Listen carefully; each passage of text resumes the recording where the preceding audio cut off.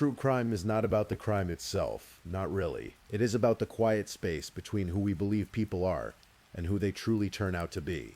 It is about the unsettling truth that ordinary lives can sometimes carry extraordinary darkness. And most importantly, it is about the victims. The people who deserve to be remembered as more than a headline, more than a court exhibit, more than a name buried inside a case file. Because behind every investigation, behind every piece of evidence, there are real lives, real families, and stories that forever change the people left behind. Good evening, and welcome back to Mr. Sleepy Crime, a quiet place where we explore true crime stories, slowly, calmly, and respectfully, designed to help you relax, unwind, and gently drift towards sleep.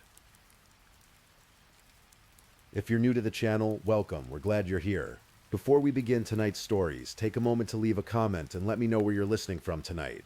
And if you enjoy calm true crime storytelling like this, don't forget to like the video and subscribe to the channel. It truly helps support the work here. Now, in tonight's episode, we'll explore 5 solved true crime cases, investigations that once puzzled detectives, stories clouded by secrecy, fear, and betrayal, until patient investigations slowly uncovered the truth. Each story will unfold at a gentle pace, accompanied by the familiar sound of soft rain and a black screen, creating a quiet space where you can simply listen, relax, and rest. As always, these are real cases, involving real people and real tragedies. They are shared here, not for shock or spectacle, but to remember the victims and the truth their stories deserve.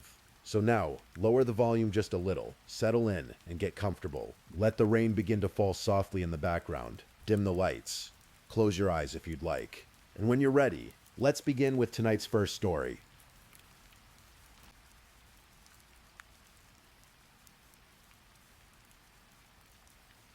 Story 1. The Case of Kevin West.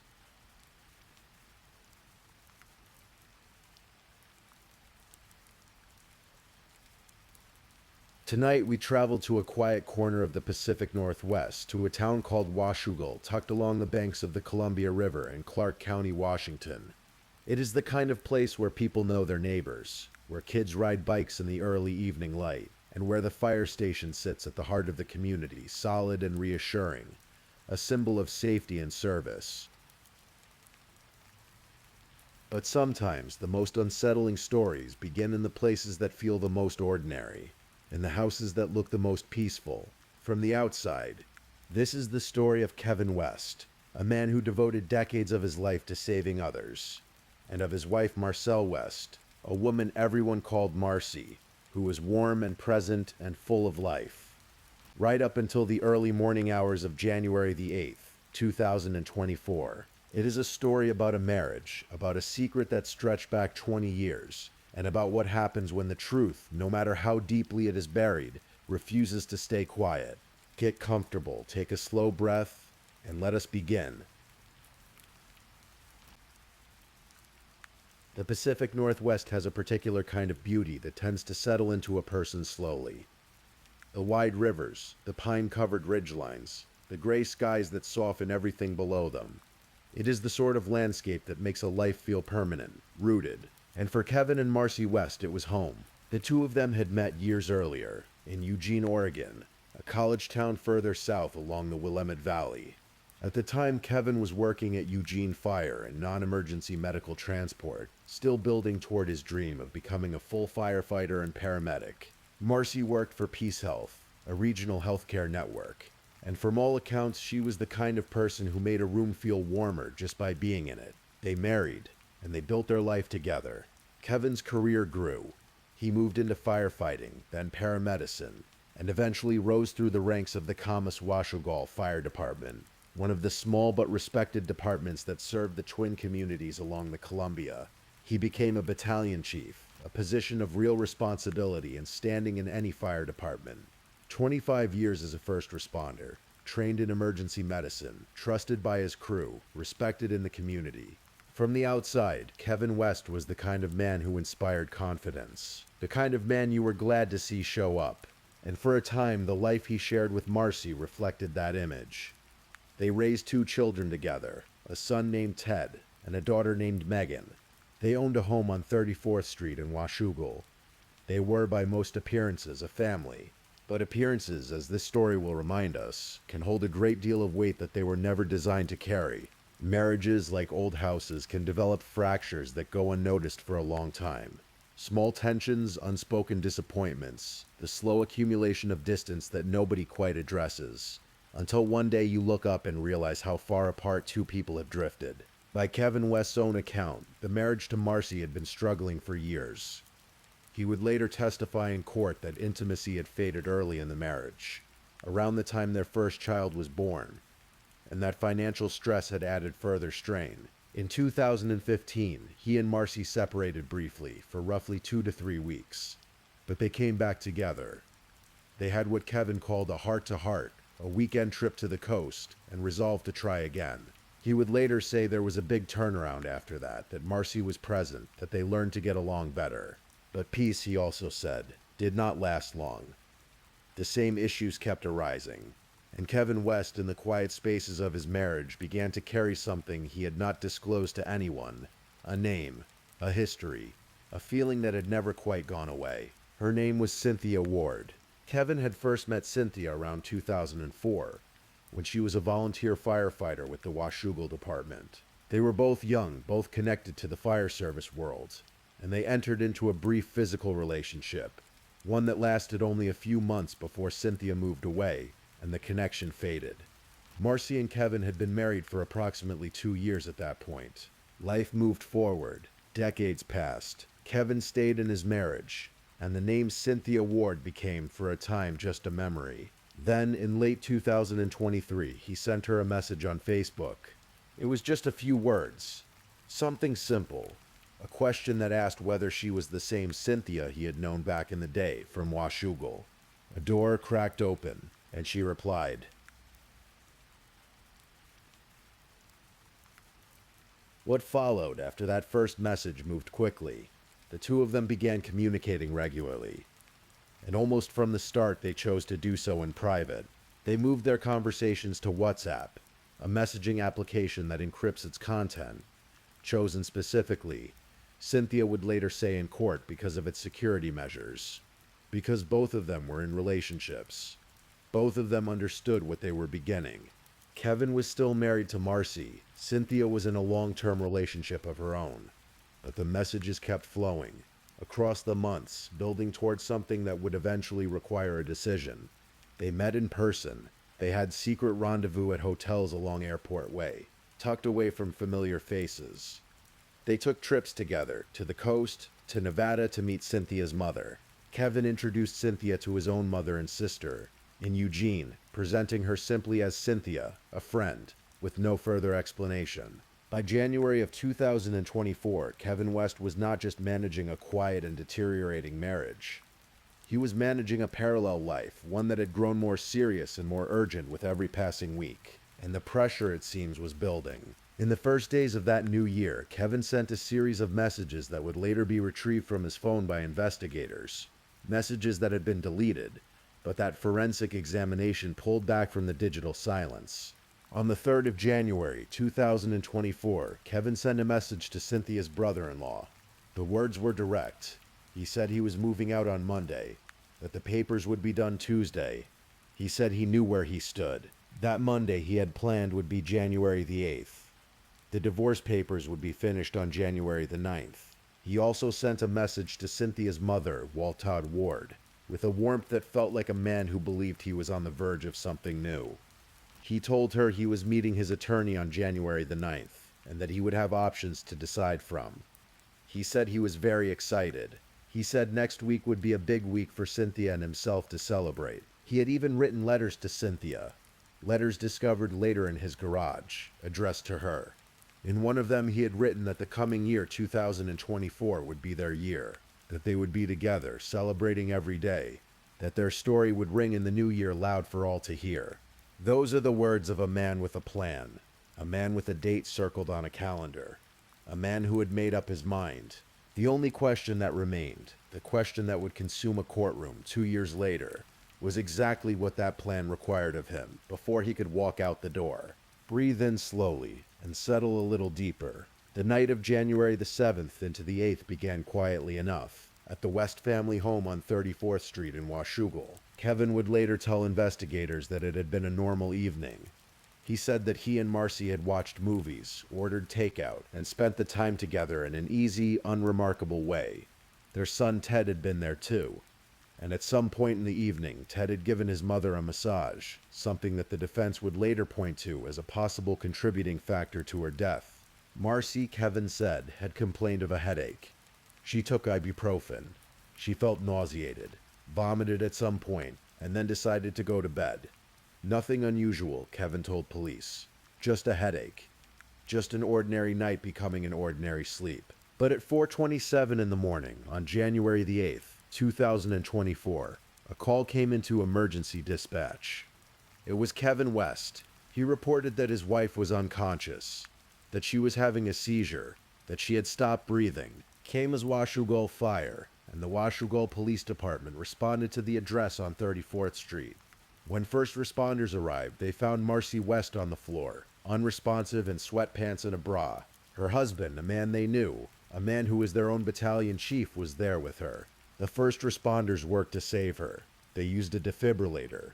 They administered epinephrine. They performed resuscitation measures for what must have felt like an agonizing stretch of minutes. At 5:11 in the morning, Marcelle West was pronounced dead. She was 48 years old.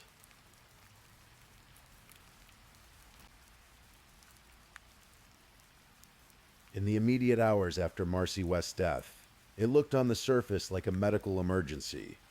A middle-aged woman with a history of headaches and health complaints. Her husband present in distress, having called emergency services immediately. A trained paramedic who had done everything he knew how to do. The medical examiner completed an initial autopsy and did not immediately find anything that appeared suspicious. The West family moved quickly. Marcy's body was sent to a funeral home. It might have ended there, quietly, with a death certificate listing natural causes and a family left to grieve. But the truth has a way of finding the light. In the days after Marcy's death, the Clark County Sheriff's Office began receiving information. Tips from people who knew the family, who had seen something, or heard something, or felt in their gut that the circumstances were not what they seemed. One man called investigators to say that he had met Kevin West in Vancouver, at a restaurant called Big Al's, while Kevin was out with another woman. He said he knew Kevin was married, but that Kevin was also clearly seeing this other woman. He said he had heard Kevin was planning to leave his wife, and then shortly afterward heard that she had died. He told police he found the circumstances extremely weird and suspicious. Those concerns layered together prompted investigators to take a harder look. The Clark County Sheriff's Office took over from local responders, citing concerns about potential conflicts of interest, given Kevin West's position within the fire department. Detective Dean Telexon led the investigation, and what he found piece by piece painted a picture that was very different from the one Kevin had offered. Kevin and Marcy's cell phones were seized. When forensic analysts examined Kevin's phone, they found hundreds of deleted messages that Kevin had clearly attempted to erase. But deletion in the digital world is rarely as complete as it feels. The content of those messages came back, and with it the story of January the 8th began to change. Alongside the digital evidence, investigators asked the medical examiner's office to conduct a second, more thorough examination of Marcy West's body. This time the focus was directed specifically at her neck and head, and this time what they found could not be explained away. The second autopsy was meticulous, and its findings were significant. The medical examiner found bruising beneath Marcy's jawline, bruising behind and below her earlobes. There was swelling in her brain. There was bilateral subcutaneous hemorrhaging on her neck, meaning bleeding beneath the skin on both sides.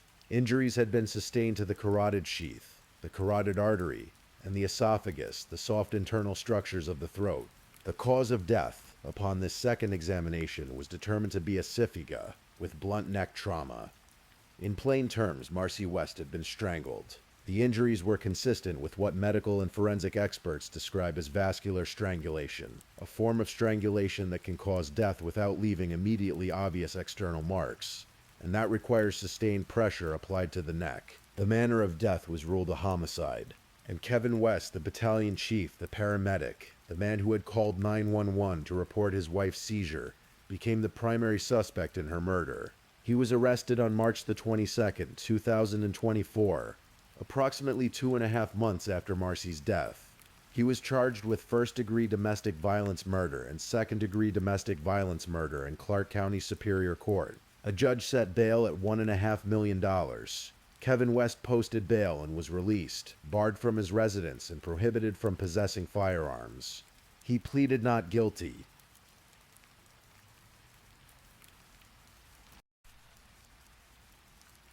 Let yourself breathe here for a moment.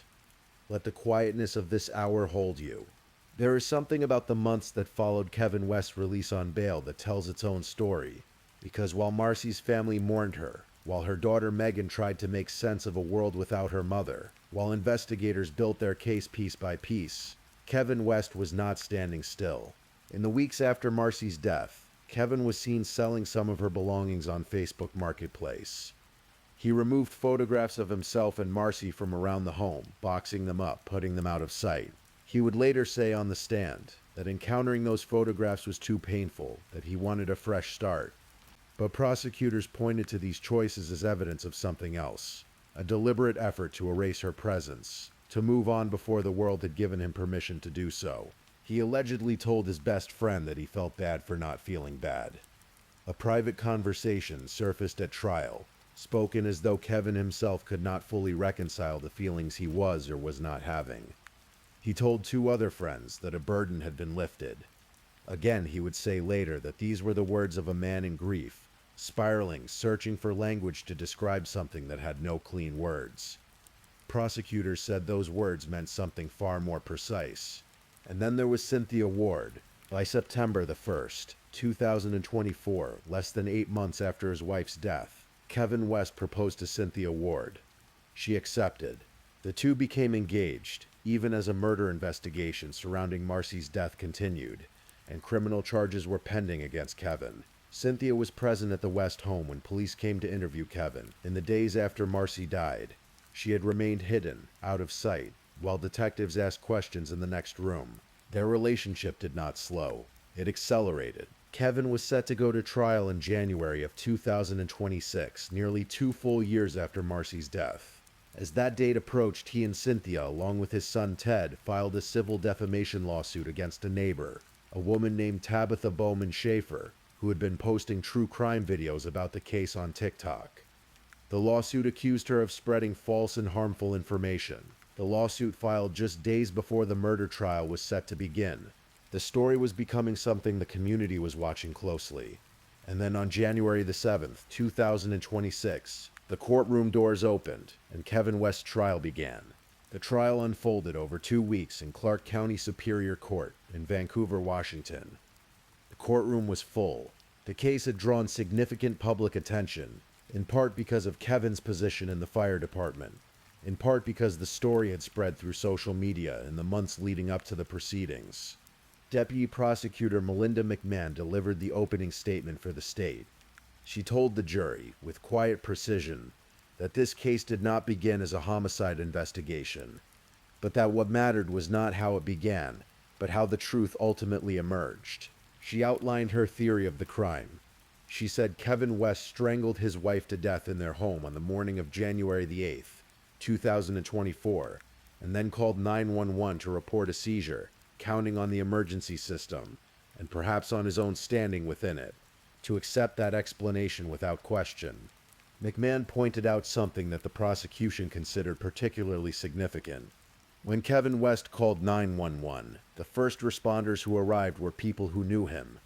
They were his colleagues, his crew, people who worked in the same fire department where he was a battalion chief. McMahon told the jury that those first responders trusted what Kevin told them, because it wasn't an unknown caller.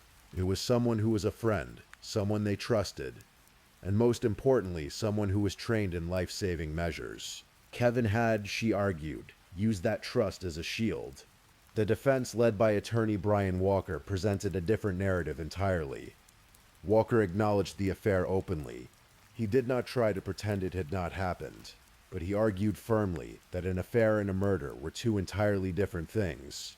He said that Marcy West had a history of persistent health problems, including severe and debilitating migraines, and that these underlying conditions, combined with other factors, could have triggered the seizure that killed her.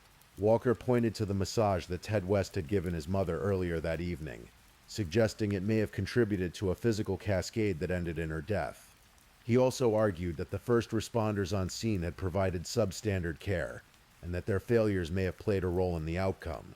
Walker told the jury that Kevin West had spent 25 years as a paramedic, and that on the morning of January the 8th, he had used every skill he had to try to save his wife's life. Witness testimony followed over the course of the trial, building the evidence from multiple directions. The medical examiner, Dr. Martha Burt, testified about the physical findings, describing in clinical detail the injuries she had observed consistent with strangulation. A second medical reviewer confirmed those findings. The injuries to the internal structures of Marcy's neck were not the kind that arose from a seizure, or from a massage, or from an untreated medical condition. Cynthia Ward took the stand. She testified about the timeline of their relationship. She confirmed the renewed affair in 2023. She confirmed Kevin's expressed intentions to leave Marcy. She said, with a kind of measured calm, that eventually he was going to leave Marcy at some point.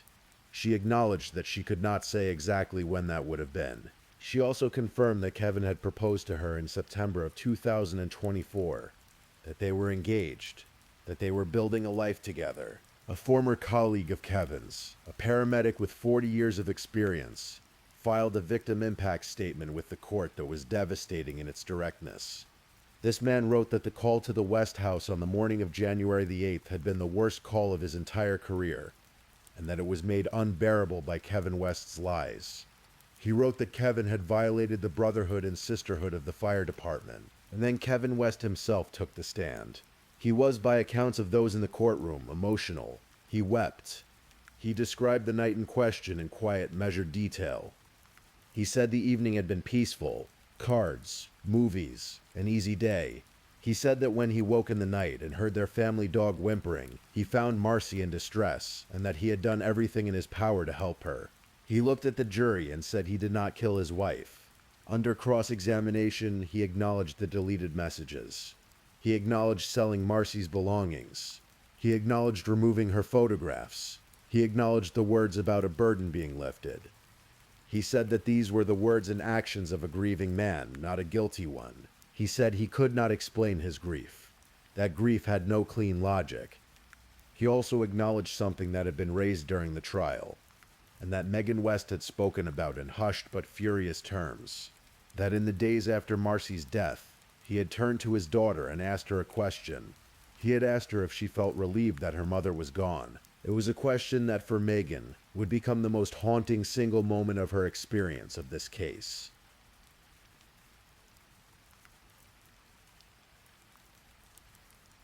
The jury deliberated for just 2 hours. 2 hours after a 2-week trial. After all the testimony, all the evidence, all the competing narratives, the 12 men and women of the jury returned to the courtroom after a deliberation so brief it felt almost startling, and delivered their verdict. Guilty of first-degree murder. Guilty of second-degree murder. Both charges carrying the designation of domestic violence. The date was January the 20th, 2026. Kevin West sat in the courtroom, and people who were present described his expression as unreadable. As Megan West later told the media outside the courthouse, when she looked at her father in that moment, she did not see the man she had grown up with. She said she saw a stranger. The sentencing hearing took place on February the 27th, 2026, in Clark County Superior Court before Judge Robert Lewis. The gallery was full. People had come to hear the end of this story, or as much of an ending as a courtroom can offer. Both of Kevin West's adult children stood before the court, and they told 2 entirely different stories. Ted West, 22 years old, spoke in support of his father. He described Kevin as empathetic, kind, and loving. He said his father had given him every reason to trust him, not just through words, but through actions. He asked the judge to consider his father's character and the decades of positive impact Kevin had had on others. He asked for leniency, and then Megan West spoke. She was 20 years old. She had spent the better part of 2 years watching her family be dismantled, watching a trial in which her mother's death was debated and dissected, watching her father's mistress sit in the courtroom, and when she stood up, she did not hold back. She said that her father's actions had not only taken her mother's life, she said they had taken her future with her mother, the moments, the memories, the milestones that would never now exist. She said her father had brought his mistress into their home soon after her mother's death, and that the speed of that, the indifference of it, had felt like a second wound. She said something that had been weighing on her for a very long time. She told her father in open court that he had looked her in the eyes days after her mother's death and asked her if she was relieved that Marcy was gone. She said that question was something she would carry for the rest of her life. She told him directly that a father is supposed to shield his children from harm, and that instead he had used his children to shield himself. Kevin West then read a letter. He continued, even now to maintain his innocence. He said he had made every effort to save his wife's life. He apologized for the affair, calling it his only wrongdoing. He said a mockery had been made of Marcy's passing through social media and national attention. He asked for a moment of silence to remember her. Judge Robert Lewis listened to everything, and when he spoke, he was direct. He told Kevin West that he did not find his explanations of what happened on the morning of January the 8th believable. He said that the only thing that made sense was that Kevin had deliberately killed the woman who was his wife and had ripped his family apart. He sentenced Kevin West to 300 months in prison, 25 years. As Kevin was led away in chains, someone in the gallery was heard saying, quite clearly, "Good riddance." Outside the courthouse, Megan West stood in front of cameras and said what she felt. She said that someone who kills their wife, the person they are supposed to love, should not only receive 300 months, she said he should be there for the rest of his life. Her voice was steady, her eyes were clear. Cynthia Ward declined to comment. The Columbia River still moves along its banks in Washougal, quiet and wide and indifferent to the lives played out on its shores. The fire station is still there on its corner. The community goes on. Marcy West, the woman who asked her daughter to sing on long drives, the woman her daughter described as present, nurturing, and strong, is gone. The moments that Megan spoke of in that courtroom, the milestones that will never exist, the ordinary future that was taken before it could unfold, those things are not recoverable. What the legal system could offer, it offered a conviction, a sentence, a record that will stand. Kevin West maintains his innocence. His attorney has indicated plans to appeal. The name Cynthia Ward appears nowhere in the public record now, except as a footnote to a story that has already been told. And Megan West, 20 years old, does what the living must always do. She carries it forward. This case reminds us of something quiet and difficult, something that lives in the spaces between the things people show the world and the things they keep hidden. It reminds us that the people closest to us sometimes carry the most carefully kept secrets, and that truth, patient and slow as a river, tends in time to find its way to the surface.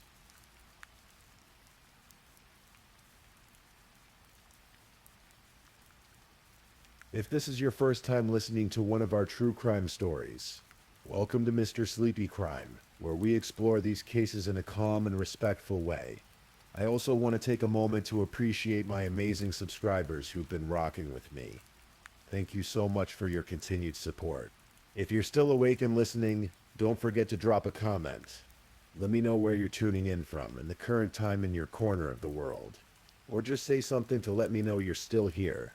And if you haven't already, be sure to like this video and subscribe so you don't miss our next true crime stories for sleep. Now let's move on to our second story.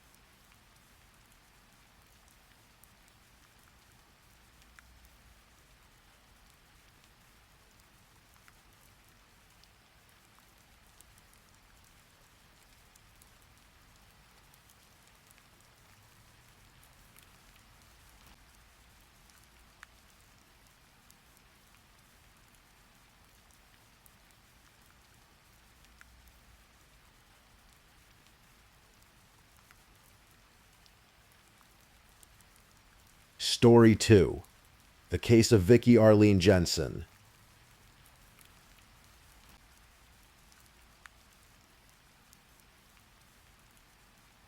Tonight, I am going to take you somewhere else entirely, far from the noise of the day, far from whatever thoughts have been trailing behind you, and into a story, a true story, one that unfolded long ago, in a quiet corner of the American West. This is a story about obsession, and about the slow, creeping kind of love that turns over time into something unrecognizable. It is a story about a woman who could not let go, and about another woman, an innocent woman, who paid an unimaginable price for something she never chose. It is a story that happened in a small Idaho town, beneath wide open skies, where neighbors knew each other by name, and where no one saw what was coming. Tonight, we will move slowly and carefully through every chapter of this story. There is no need to rush. The night is long, and I am right here with you. So breathe in slowly, breathe out gently, and let your eyes grow soft. This is the story of Vicki Arlene Jensen. To understand what happened in the autumn of 1999, we have to go back much further than that. We have to go back to Boise, Idaho, where a young man named Vernon Jensen was doing his very best to put his life back together. Vernon was 20 years old at the time, and he had recently gone through his first divorce. He was not bitter, not angry, not broken. He was simply young and a little lost, and quietly hopeful that things would get better. He was studying to become a respiratory therapist, working long shifts at a hospital in Boise, and slowly learning how to be on his own again. It was at that hospital where he first met her. Her name was Vicki. She was a registered nurse, older than Vernon by several years, and she was at first glance everything a person might admire. She was capable and confident, and she seemed to have a warmth about her, the kind of warmth that draws people in. She was also a divorced mother, raising a young son on her own. And when she and Vernon began spending time together during long hospital shifts, something between them began to grow. Vernon described it later as a connection, a friendship that deepened slowly. He did not think of it as serious, not at first. They were colleagues, and then they were something more. But he was careful, he was healing, and he was not quite ready for what Vicki, it turned out, had already decided about them. The first sign came early, and it should have told him everything he needed to know. One weekend, Vernon left town with his friends for a few days. When he returned to the home he shared with his mother, she told him he needed to call Vicki right away. Vicki had been trying to reach him, but here was the thing that made Vernon uneasy, the small cold thing that settled at the back of his mind. Vicki did not have his home phone number. She had never been to his mother's house. She had never even met his mother. Yet somehow she had found the number. When Vernon asked her about it at work the following week, Vicki admitted, without any apparent shame, that she had called every single Jensen listed in the Boise phone directory, one by one, until she found the right house.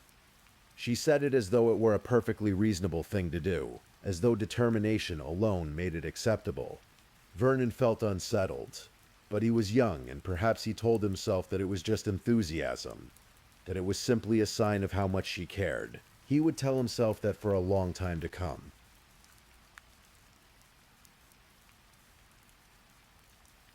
As Vernon neared the end of his training, he found a full-time position at a hospital in Twin Falls, a city roughly 2 hours south of Boise, nestled near the Snake River Canyon, a place of quiet beauty and small-town rhythms. He saw it as an opportunity, a clean start, a new chapter. But Vicki saw it differently. She announced, without asking, without being invited, that she would be coming with him. And so Vernon, Vicki, and her young son moved into a house together in Twin Falls. And the life that Vernon thought he had chosen began, quietly and slowly, to belong to someone else. It did not take long for the cracks to appear. Vicki's moods were unpredictable and dark, and they could shift without warning, like weather in the high desert. Vernon noticed things about her that troubled him deeply. There were moments that did not feel right, moments involving her young son, small things that made Vernon question what was truly happening behind closed doors when he was not there. When he raised his concerns, Vicki did not soften. She did not explain. She turned on him, and the rage she unleashed was startling in its intensity. Then came the day she struck him for the first time.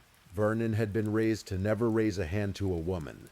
It was a line he would not cross, no matter what. And so when Vicki hit him, he stood there and absorbed it. And when she tried to goad him into hitting her back, he refused. She mocked him for it. She berated him, and then she did it again. Over time, the physical abuse became a pattern. She threw objects at him, knives, plates, anything within reach. She screamed at him in ways that left him shaken and ashamed. Ashamed not of anything he had done, but of the life he found himself living, one he had not imagined and did not know how to escape. And then she began making threats against other people. When a court order required Vernon to pay increased child support to his first wife, Vicky's fury was volcanic. She turned to Vernon and told him, in plain and frightening words, that she was going to kill his ex-wife with an insulin overdose. She knew exactly how to do it. She said it the way someone might describe a recipe, matter-of-factly, with chilling precision. Vernon did not call the police. Looking back, he would say that he did not believe, even then, that she would truly follow through. He told himself he could manage the situation. He told himself he would handle it. He was wrong. At some point, a person reaches a threshold. For Vernon Jensen, that threshold arrived quietly, without a dramatic moment or a final straw. He simply looked at his life and looked at this woman and understood, with a clarity he had not allowed himself before, that he had to go. He moved out. He began working extra shifts at the hospital, quietly saving money, slowly building the financial ground beneath him, that he would need to hire a divorce attorney and start over. And as he found his footing again, he began cautiously to let himself feel something other than fear. He met a woman named Aletta Diane Ray. Aletta was a nurse's aide who worked at the same hospital. She was 33 years old, and she was, by every account from every person who knew her, someone of remarkable warmth. She cared for her patients with a gentleness that went beyond the professional, beyond duty. She never lost patience, not even when patients were difficult. She kept her smile through long shifts and hard days. She had a voice that Vernon described as soothing, a voice that made the people around her feel that things were going to be all right. She was also a mother. She had a daughter, a little girl who was just 3 years old, with whom Aletta was completely, wholly devoted. That little girl was the center of her world. Vernon and Aletta grew close. There was a naturalness to it, a warmth that asked nothing and demanded nothing. Vernon described it as breathing fresh air after a very long time underground. He felt hopeful for perhaps the first time in years. He felt like himself again. In the summer of 1999, they moved in together, settling into an apartment in Twin Falls with Aletta's young daughter. They were building something small and good, and they were making plans. Quiet plans, hopeful plans.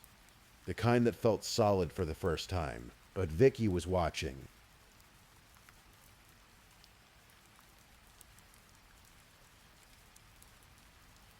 It did not take long for Vicky to find out where Vernon and Aletta were living.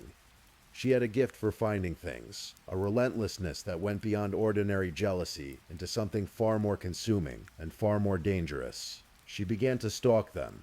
Vernon noticed it first, a familiar face in an unfamiliar place. The feeling of being followed, of being watched. He began to see Vicky's car near the apartment, near the hospital, near the places he and Aletta went. And when he confronted Vicky, she did not deny it. Instead, she told him something that lodged itself in his chest like a splinter and would not come free. She said divorce, never, murder, maybe. She said it the way someone might say it as a dark joke, as an offhand remark. But her eyes were not joking. And Vernon, who had lived with her long enough to know the difference between what she said and what she meant, felt the world narrow around him. He tried to reassure Aletta. He tried to shield her from the full weight of what he feared. He told himself that he was overreacting. He began looking for work out of state, hoping that distance would solve the problem. That if he could just get Aletta far enough away, Vicky's obsession would have nowhere to land. He had a plan to send Aletta somewhere safe, somewhere roughly 200 miles away, while he wrapped things up. He thought he had time. He did not. Meanwhile, Vicky had already begun to act. She had decided, with the cold and methodical thinking of someone who understood exactly how the body works, and exactly how it can be broken, that Aletta Diane Ray had to die. And she began to plan. At least a week and a half before September 9th of 1999, Vicky Arlene Jensen began recruiting. She turned to her niece, a girl named Autumn Pauls, who was only 14 years old at the time. Autumn was young and impressionable and connected to her aunt in ways that made her susceptible to persuasion. Vicky told Autumn what she wanted to do. And Autumn, rather than walking away, rather than calling the police, agreed to help. There was also a young man named Matthew W. Pearson, who was 17 years old, and who was Autumn's ex-boyfriend. Matthew was brought into the plan as well. Vicky laid out what she had devised with a precision that spoke to her medical background and to the cold, deliberate workings of her mind. The plan was to inject Aletta Diane Ray with a lethal dose of methamphetamine and insulin, two substances that, combined in the right quantities, would stop the body's functions and kill her. And to make it look like something other than what it was, she planned to plant methamphetamine nearby, to make investigators think that Aletta had simply overdosed on drugs she took herself. Vicky would frame an innocent woman even in death. Autumn was tasked with obtaining the methamphetamine. Matthew obtained a small caliber pistol, a weapon that would be used not to shoot anyone, but to terrify, to control, to make certain that Aletta could not fight back or run. The night before the murder, the three of them met at Vicky's home in Gooding, a small town to the west of Twin Falls. And there, in a house, on an ordinary evening, they rehearsed. They went through the plan, step by step, each person knowing their role, each person practicing what they would do when they came face to face with a woman whose only crime was falling in love with the wrong man's husband. Think about that for a moment, and let it settle softly. They practiced, as though it were a school performance, or a work presentation, as though what they were planning was simply a task to be executed efficiently, rather than the ending of a human life.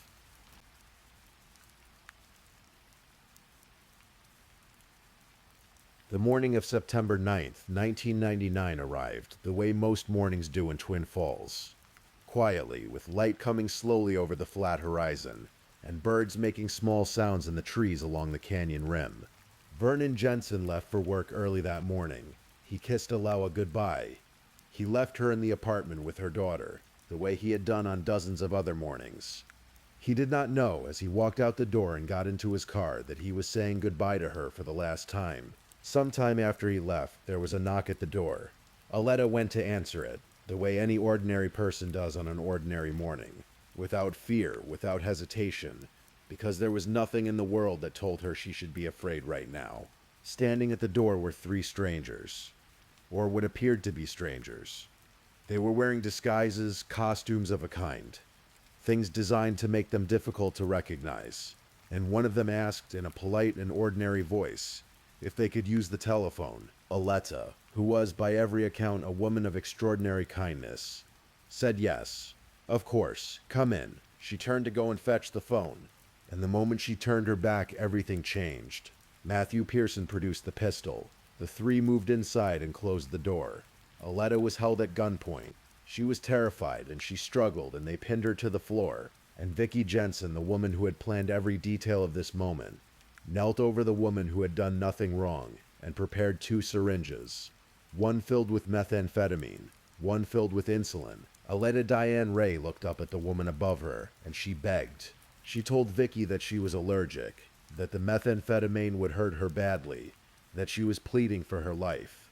She had a daughter, a little girl. She was asking Vicky not to do this. Vicky looked down at her and said, "I don't care, you're going to die." And then she pressed the needle into Aletta's arm. What happened next is the part of this story that is the hardest to sit with, and yet it is important because it speaks to something essential about who Vicky Jensen was, and what she was capable of. They did not leave.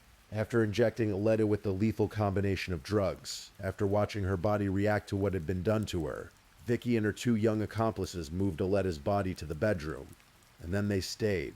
For nearly an hour, they remained in that apartment, watching Aletta Diane Ray suffer and struggle to breathe, watching the life leave her body while her 3-year-old daughter was present somewhere in that home. They left only when Vicky was satisfied, when she was certain enough that Aletta would not recover, would not be able to call for help, would not survive.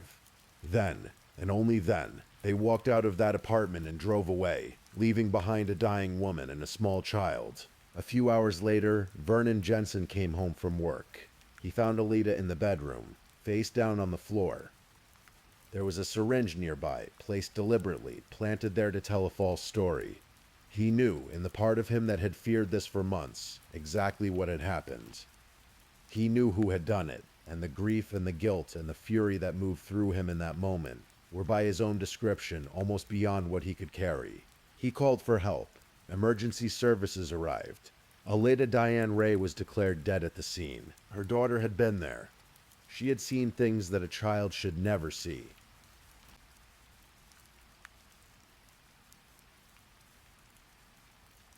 When investigators arrived at the apartment in Twin Falls, they were met with a scene that had been carefully arranged to deceive them.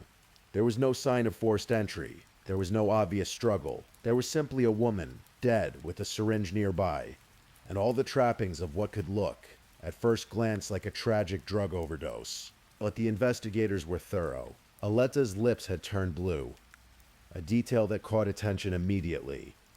And when Vernon insisted with quiet certainty that Aleta did not use drugs, the medical examiner's office listened. The autopsy was conducted carefully, and what it revealed changed the entire complexion of the investigation. Aleta Diane Ray's body contained methamphetamine and insulin, not in amounts that suggested casual or even reckless drug use, but in amounts and in combination that spoke of deliberate, calculated administration. This was not an accident. This was not a self-inflicted overdose. This was a homicide. The investigation turned immediately to Vernon's estranged wife. Detectives began building a picture of the harassment that Vernon and Aleta had endured in the months before her death. The stalking, the threats, the phone calls, the car parked too close to the apartment, the way Vicky had made no secret of her feelings or of what she was capable of.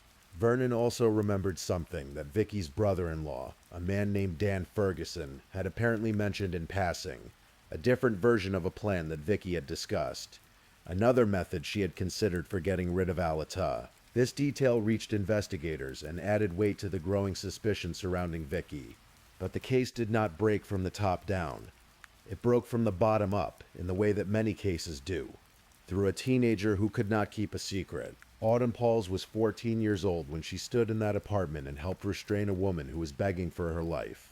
And Autumn Pauls, who had been pulled into something by her aunt that she perhaps did not fully understand the weight of until it was over, did what young people sometimes do when they are carrying something too heavy. She told someone. She confided in a friend. The details she shared were vivid enough and disturbing enough that the friend went to the police. And with that single conversation, the careful architecture of Vicky Jensen's plan began to come apart. Investigators brought Autumn Pauls in for questioning.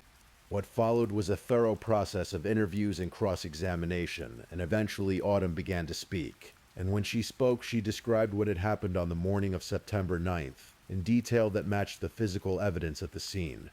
Detail that could only have come from someone who had been in that room. Vicky Arlene Jensen was arrested in February of the year 2000, roughly 5 months after the murder. She was 30 years old. She was a registered nurse. She was officially and irrevocably a killer. Matthew Pearson and Autumn Pauls were arrested as well. All three were charged with first-degree murder and conspiracy to commit first-degree murder. The case they had thought they had arranged so carefully, the staged overdose, the planted syringe, the orchestrated confusion, had not fooled anyone for very long. The truth had found its way out, the way it so often does, through the conscience of someone who could not carry the weight of what they had done. When the cases came to trial, or more precisely, when the defendants were brought before a judge, each of them made the same choice. They pleaded guilty. Vicky Arlene Jensen, Autumn Pauls, and Matthew Pearson all entered pleas of guilty to first-degree murder. For Vicky and Autumn, the guilty plea came in November of 2000. For Matthew, it followed shortly after. In exchange for the guilty pleas, the prosecution agreed not to pursue the death penalty against Vicky, who had faced that possibility given the calculated, deliberate nature of what she had done.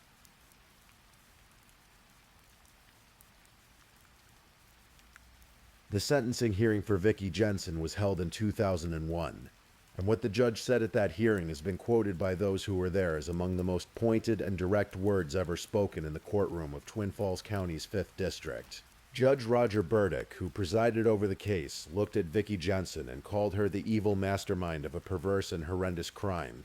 He sentenced her to life in prison, without the possibility of parole. She would spend every remaining day of her life behind bars.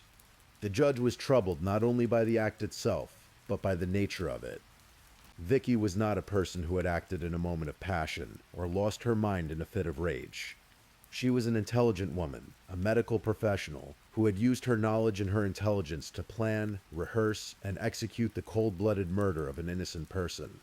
She had recruited children to help her. She had watched a woman die, and she had done it all while Vernon Jensen went to work and went home and found the woman he loved, lying face down on the floor. Matthew Pearson was sentenced to 15 years to life. Autumn Pauls was sentenced to 12 years to life. Both were tried as adults, despite their youth at the time of the crime.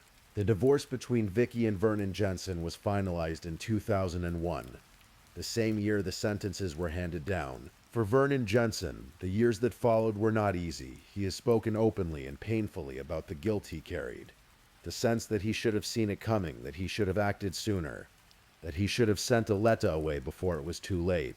He turned to alcohol for a time. He described taking a self-destructive path, trying to drown in noise what he could not make peace with in silence.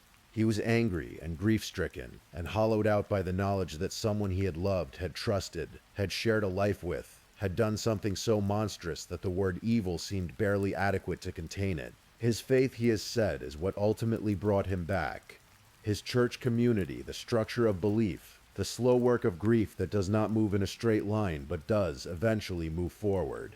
He remarried in 2017, and then years later, something unexpected happened. A documentary series called Evil Lives Here, produced by Investigation Discovery, reached out to Vernon. They wanted him to tell his story, and he agreed. Not simply to relive it, but because there was something specific he wanted to do. He wanted to find Aletta's daughter, the little girl who had been 3 years old on the morning of September 9th, 1999, was now a grown woman named Jade Scotton. She had been raised without her mother, carrying all her life the absence of a woman she was barely old enough to have known. And Vernon, who had loved Aletta deeply and who had never stopped thinking about that child, wanted her to know who her mother was. The documentary made the reconnection possible. Vernon and Jade found each other, and what Vernon told her, the things he remembered about Aletta's kindness, her patience, her smile, her voice, gave Jade something she had not had before. A fuller picture, a story, a mother in memory, in vivid and loving detail. She will now always have someone in her corner, Vernon said.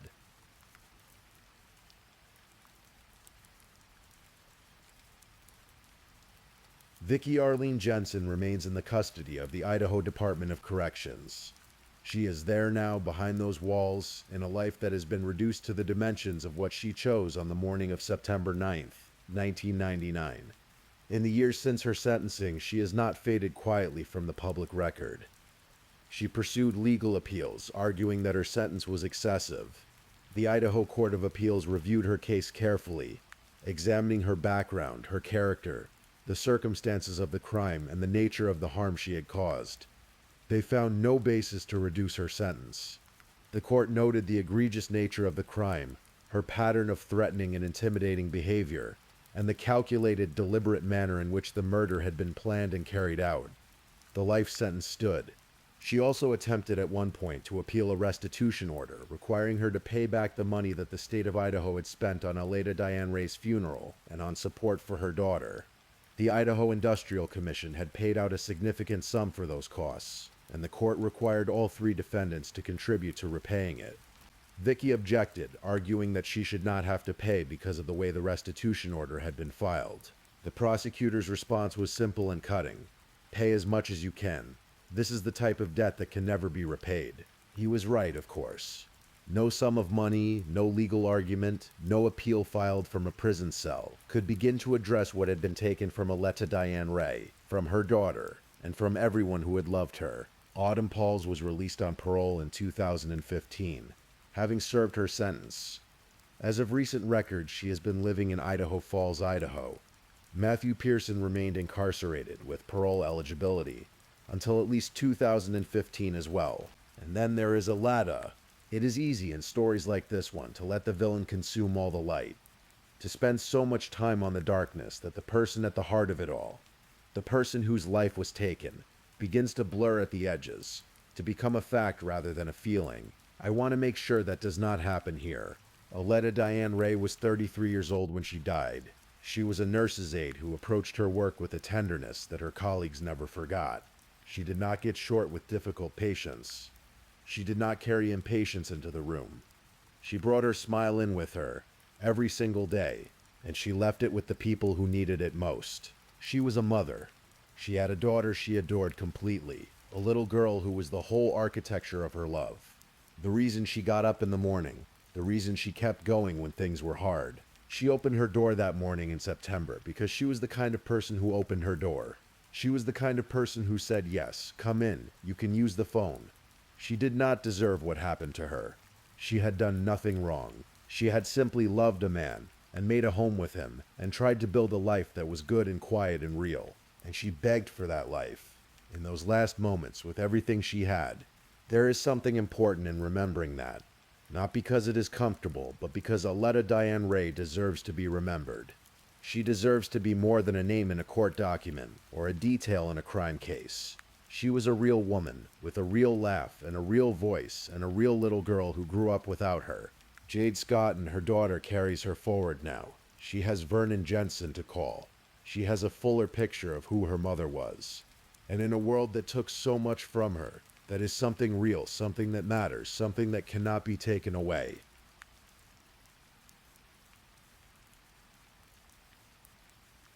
The story has been told, all of it, from the beginning to the end.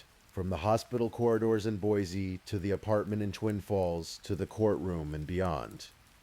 It is a heavy story, as true stories often are, but it is also a story that ends, in its own imperfect way, with truth prevailing, with a little girl growing up and finding decades later the voice of a man who loved her mother, and who wanted her to know it. There is something in that worth holding on to as you close your eyes now, as your breath slows and the weight of your body settles more deeply into the bed beneath you. Justice does not undo what has been done. It never can, but it names things correctly. It says plainly and without apology that some things are wrong, and that those who do them will be held, finally and fully, to account. Aletta Diane Ray was loved. She mattered. She is remembered. If you're still awake and listening, check whether you've left your little goodnight comment. I always check your comments before I sleep too. And if you haven't already, don't forget to like this video and subscribe so you don't miss our next true crime stories for sleep. Meanwhile, let's move on to our third story.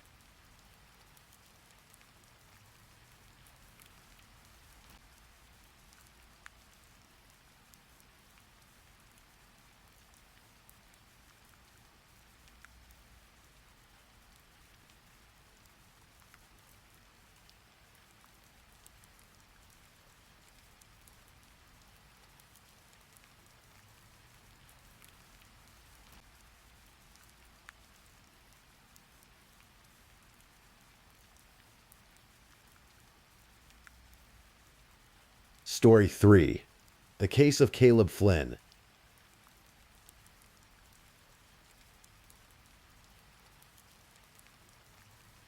Sometimes the most haunting stories begin in the quietest of neighborhoods, in the most ordinary of homes, on the most unremarkable of nights. A cul-de-sac in a small Ohio town, a sleeping household, a man who once sang of love on national television, and a woman beloved by her community who would never see the morning. This is the story of Caleb Flynn and the death of his wife Ashley.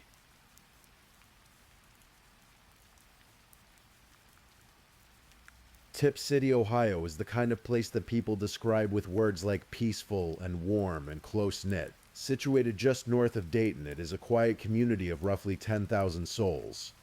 The kind of town where neighbors know each other's names, where school volleyball coaches are remembered for their smiles, and where the local church is woven into the fabric of daily life. Streets are tree-lined, and the pace of living is slow and gentle. It is not the kind of place that makes national headlines. It is not the kind of place where horror is supposed to find a home. But in the early hours of Monday, February the 16th, 2026, something terrible broke the silence of Cunningham Court. A 911 dispatcher received a frantic call at around 2:30 in the morning.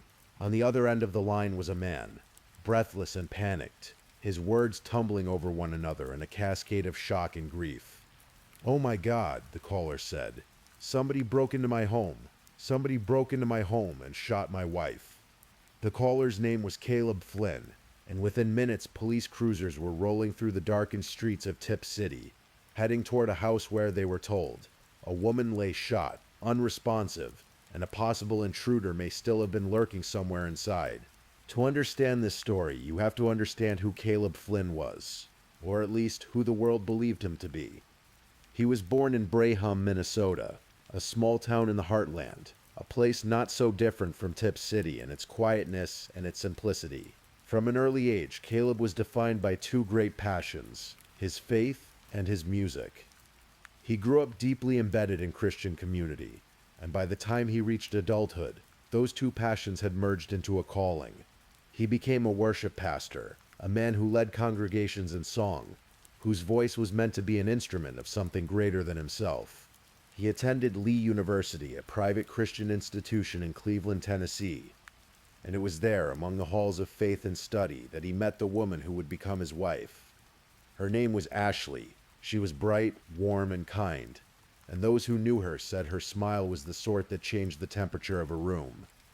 They fell in love the way young people do, quietly and completely, and they built a life together that looked from the outside like something out of a postcard. Faith, family, purpose, community. In 2013, Caleb Flynn decided to take a leap. He auditioned for American Idol Season 12. He stood before the judges in Chicago, drew a deep breath, and sang Bill Withers' Lean on Me. The judges gave him what every hopeful contestant dreams of, a golden ticket to Hollywood. In the brief interview that accompanied his appearance on the show, the camera captured Caleb as a man radiantly in love with his life. "I absolutely love the Lord," he told the interviewer. "And I love my wife more than anything. She is very, very pretty. I love her. I'm just a normal person who absolutely loves to sing more than anything in the world." He credited Ashley directly for pushing him to audition, saying it was her encouragement that gave him the confidence to try. He even named Carrie Underwood, Season 4's winner, as his all-time favorite Idol contestant, with a boyish enthusiasm that made him easy to root for. He did not make it to the live rounds. He was cut somewhere in the early stages of Hollywood Week, but for a brief shining moment, Caleb Flynn had stood in the spotlight, and the world had smiled at him. After American Idol, Caleb returned to what he knew. He and Ashley settled into a life in the Dayton area of Ohio. Caleb took a position as a music pastor and worship leader at the Christian Life Center, a church that would become central to the couple's identity and community in the years that followed.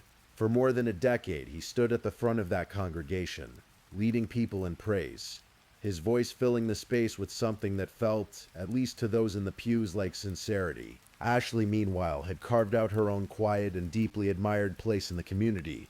She was a substitute teacher and a volleyball coach at Tippecanoe Middle School, a woman who poured herself into the lives of young people with tireless warmth. She was known for her beautiful smile, warmth, kindness, and the positive impact she had on so many, both in and out of the classroom and on the court. Tip City schools would later say of her, in the kind of statement that is written when someone irreplaceable is suddenly violently gone, Ashley was a Tippecanoe High School alumna herself, a graduate of Lee University, the same university where she and Caleb had met and fallen in love. She had, in a sense, come full circle, back to the community that had shaped her, now shaping others in turn. Together, the Flynns had two young daughters. They lived on Cunningham Court, a cul-de-sac in Tip City, in a home that neighbors described as part of a quiet, wonderful block. They had two pet dogs. By every visible measure, theirs was a family of faith, of community, of love. Caleb had even transitioned into a second career in recent years, working as a vice president of sales at Richard D. Smith & Sons, a family-run company dealing in commercial flooring and worship seating. His LinkedIn profile, unremarkable in the way that so many lives look from the outside, said nothing about what was coming.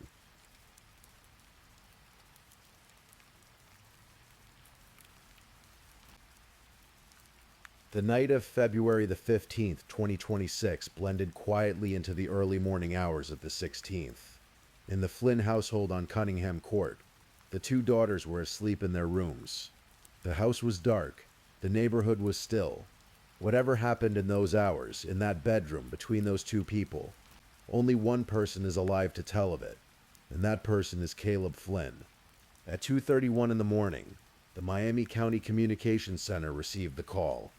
Caleb's voice, on the recording that was later released to the public, is the voice of a man in either profound distress or a profound performance of it. "Oh my God, somebody broke into my home. Somebody broke into my home and shot my wife," he says. "My wife, she's got 2 shots to her head. There's blood everywhere. Oh my God, oh my God, oh my God." When asked if Ashley was breathing, Caleb replied, in a voice that cracked and splintered, "No, I don't think so." And then dissolving, "Ashley, Ashley, baby, baby, please. Oh my God, she's not." He told the dispatcher that he had been in the girl's bedroom before discovering what had happened. He said the door leading to the garage was wide open when he found it. He said the door leading to the garage was wide open when he found it. He said it was pitch black in the house. He said he did not know if an intruder was still inside. The call lasted nearly 8 minutes. In that time, the dispatcher instructed him to place something over the gunshot wounds. Officers were already en route, cutting through the sleeping dark of Tip City. When police arrived at the scene on Cunningham Court, they found Ashley Flynn in the master bedroom. She was in bed. She had been shot twice in the head. 2 shell casings lay on the floor near the foot of the bed. Ashley was pronounced dead at the scene. Their 2 daughters, unharmed, had slept through the entire event, unaware that their mother was gone. From the very beginning, the details of the scene troubled investigators. There were signs of what appeared to be forced entry, but something about those signs felt wrong. Officers moved through the house carefully, methodically, the way they are trained to do. And as they did, the story Caleb had told began to develop small, quiet fractures. In the garage, officers noticed the side door on the north side of the house was open. But when they looked more carefully, they saw something significant. A large refrigerator had been placed in front of that door. To open the door from the outside, as a burglar would have needed to do, someone would have had to push that refrigerator out of the way. There was no evidence of this. The refrigerator had not been moved, and yet the door was open. Officers noted, too, that the center console of a 2024 Ford truck parked in the garage was also open. Earlier, Caleb had mentioned to one of the first responding officers that this was the location where he stored his handgun. The console was open. The gun presumably was gone. Court documents would later allege that Ashley Flynn had been shot with a 9mm handgun. Caleb Flynn owned a 9mm handgun. The staging of the crime scene, investigators would conclude, was meant to lead officers toward a story about a home intruder. Instead, it led them quietly and inevitably toward the man who had made the 911 call. When police body cameras were eventually released to the public, they offered a window into those first chaotic, grief-soaked minutes after officers arrived. The footage inside the house was largely blurred, out of consideration for the family and the sanctity of the scene. But the footage outside was not blurred, and what it captured painted a deeply ambiguous portrait of a man in crisis. Caleb Flynn is seen sobbing. He is shaking, visibly struggling to breathe. He asks an officer again and again, "Is she gone?" And when the weight of the answer settles on him, he says over and over, "Oh my God, oh my God, oh my God." At one point, he walks to the front yard and vomits. He is visibly in pieces. A woman, later identified as the children's grandmother, is seen comforting him as he says, "The girls don't know." He picks up his phone and calls his mother, who lives in Minnesota. "Mom," he says, "Ashley's dead. Someone broke in. She's dead." The call is brief, devastating, and recorded for the world to eventually hear. It is a portrait that could be read 2 ways. Either this was a man shattered by the worst night of his life, a husband destroyed by the sudden, senseless loss of the woman he had loved since college, or it was something else entirely. The officers on scene watching him closely made a quiet decision early on. One officer whispered to another, as captured on camera, to stay with Flynn at all times. He was not a suspect yet, not formally, but he was being watched. Later, Caleb voluntarily agreed to go to the Tip City Police Department and speak with detectives. He sat across from investigators and told them his version of events. He told them about the open garage door. He told them about finding Ashley. He told them everything he wanted them to know.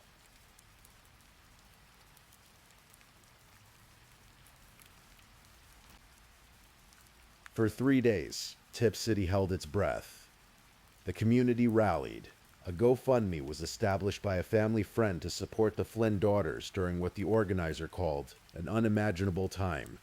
Within weeks, that fund would receive over 1,400 donations and raise more than $166,000. The community poured its love and its grief into those two little girls, wanting in whatever small way it could to be present for them in the absence of their mother. At the Christian Life Center, where both Caleb and Ashley had served as staff members, the congregation was shattered. Pastor Jordan Hansen addressed his church family directly, acknowledging that hearts were heavy, that the grief was profound. A public celebration of life had initially been planned for the Sunday after Ashley's death, but then, on the Friday before it was to be held, the church quietly announced that there would be no public service, only a private invite-only gathering. The reason was not stated plainly, but the reason was coming. Investigators had spent those 3 days working relentlessly. The Tip City Police Department had called in assistance from the Miami County Sheriff's Office, the Federal Bureau of Investigation, the Ohio Bureau of Criminal Investigation, and the Bureau of Alcohol, Tobacco, Firearms, and Explosives. The Miami County Prosecutor's Office was involved. This was not a small investigation. This was every available resource converging on a single question: who killed Ashley Flynn? By the evening of Thursday, February the 19th, they had their answer. Or at least they believed they did. Officers returned to the Flynn home on Cunningham Court, and this time they were not there to offer comfort. They placed Caleb Flynn in handcuffs, and they took him to jail. The charges filed against Caleb Flynn in Miami County Municipal Court were serious and specific. He was charged with 1 count of murder, 2 counts of felonious assault with a deadly weapon, and 2 counts of tampering with evidence. The criminal complaint alleged that Caleb Flynn had murdered his wife in the morning hours of February the 16th, 2026. It alleged that he had used a 9mm handgun, and it alleged that he had staged the crime scene in a deliberate attempt to mislead law enforcement, to point suspicion toward a fictitious burglar and away from himself. The day after his arrest, Caleb Flynn appeared before Judge Samuel Huffman via video arraignment from the Miami County Jail. He looked tired, hollow, the air of a man for whom the walls of everything had come down at once. He pleaded not guilty to all charges, and when the judge asked him to speak, Caleb's words were simple and striking. "I just want to take care of my daughters," he said. "I'm not a risk." The judge set his bond at $2 million. It was a number that kept Caleb Flynn exactly where investigators wanted him, inside a cell, away from the world, away from the finances, away from the daughters who still did not fully understand what had happened to their mother. Caleb Flynn's defense attorney, L. Patrick Mulligan, moved quickly to frame the narrative from his client's perspective. In a statement issued shortly after the arrest, Mulligan expressed what he called both disappointment and concern about the speed of the proceedings. "We are both disappointed and concerned about the short timeline and seeming rush to judgment in this case," he said. "When the government runs out of leads or can't develop leads and looks at a surviving spouse in cases such as these, the chance of a wrongful conviction increases." He also pushed back on the $2 million bond, noting that it prevented Caleb from attending Ashley's funeral, calling it an unspeakable tragedy. The defense later filed waivers for a speedy trial and for the time requirements around the preliminary hearing, pushing the initial court date from February the 26th to March the 26th. Tip City Police Chief Greg Adkins, for his part, did not take the suggestion of a rushed investigation quietly. In his statement, he said the investigation had not moved fast at all. Rather, he said, it has progressed at a pace dictated by a thorough and deliberate investigative process. He noted that the arrest had been the result of countless hours of work by his department and every assisting agency. He was careful not to release specific investigative details, citing the ongoing nature of the case. But his confidence was unmistakable. Probable cause, he said, had existed to charge Caleb Flynn with the murder of his wife.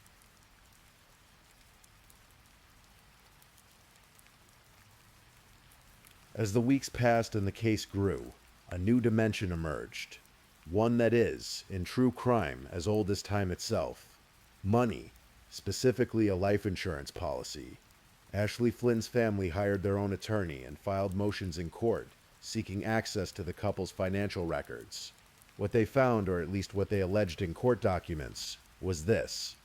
Caleb Flynn was listed as the primary beneficiary of a life insurance policy taken out on Ashley's life. Ashley's family stated directly, in the language of their court filing, that Caleb Flynn had the motive, the opportunity, and the means to dissipate those assets, to move them, to transfer them to third parties, or to place them beyond the reach of the children and Ashley's estate. They asked the court to freeze those accounts. They asked for access to bank records, retirement accounts, real estate holdings, vehicle records, and any other financial documentation that might illuminate the full picture of the couple's situation. They also asked for a domestic violence temporary protection order, designed not only to physically protect the children, but to preserve their financial future. Under Ohio's Slayer statute, if Caleb Flynn is convicted of Ashley's murder, he would be legally barred from receiving any proceeds from her life insurance policy. Those funds would instead pass to their children. The statute also applies to inheritance under wills, trusts, and other financial instruments. Ashley's family was making sure that regardless of what happened in the courtroom, the financial walls around those two little girls would hold. A Miami County court official also noted quietly that the prosecutor's office was considering filing additional charges beyond those already on the books. The case, it seemed, was still growing. In the rush of headlines and court filings and legal maneuvering, it is easy for the person at the center of it all to become a footnote. Ashley Flynn was not a footnote. She was 37 years old.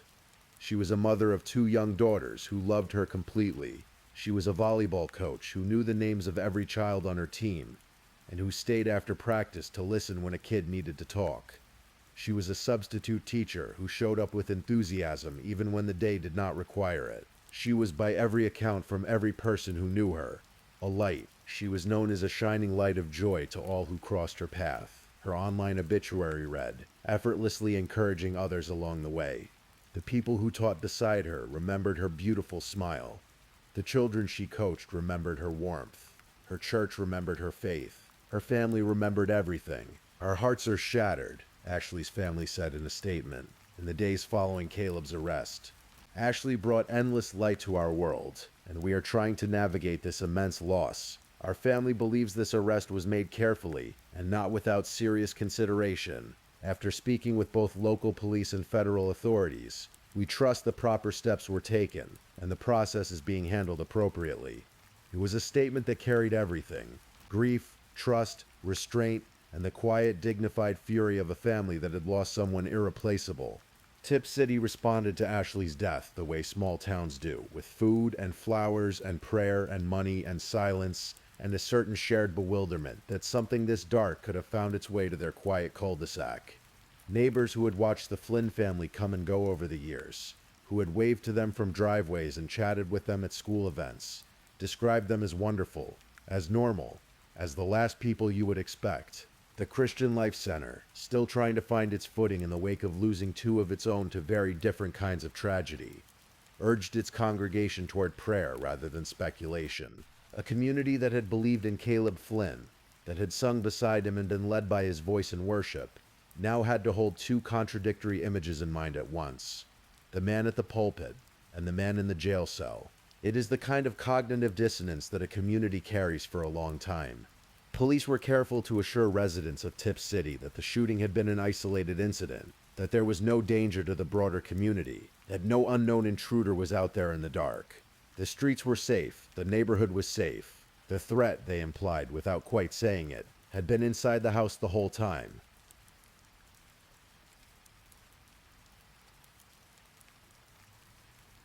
As of early March 2026, Caleb Flynn remains held in the Miami County Jail. His $2 million bond has not been posted.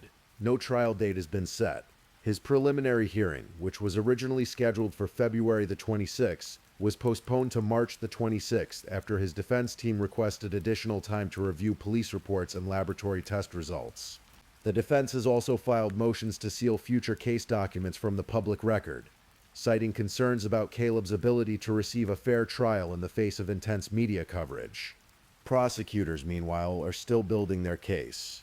The collaboration between the Tip City Police Department, the Miami County Sheriff's Office, the Federal Bureau of Investigation, the Ohio Bureau of Criminal Investigation, the Bureau of Alcohol, Tobacco, Firearms, and Explosives, and the Miami County Prosecutor's Office continues. Charges, as noted, may still be expanded, and the family of Ashley Flynn is watching every filing, every motion, every procedural step, making sure that the system does not forget who it is supposed to be fighting for. The two daughters of Caleb and Ashley Flynn are being cared for by family. The GoFundMe established in their name continues to grow, a digital monument to the way communities reach across the silence when they do not know what else to do. Those children will grow up asking questions that no one can fully answer about what happened that night, about the man who sang at church, about the mother who never came back to their rooms to say good morning. True crime is not about the crime itself, not really. It is about the space between who we think people are and who they actually are. It is about the way ordinary lives can carry extraordinary darkness. It is about the victims who deserve to be more than a news story, more than a court exhibit, more than a name in a filing. Ashley Flynn deserves to be remembered for her smile, and her warmth, and her volleyball court, and the young people whose lives she shaped.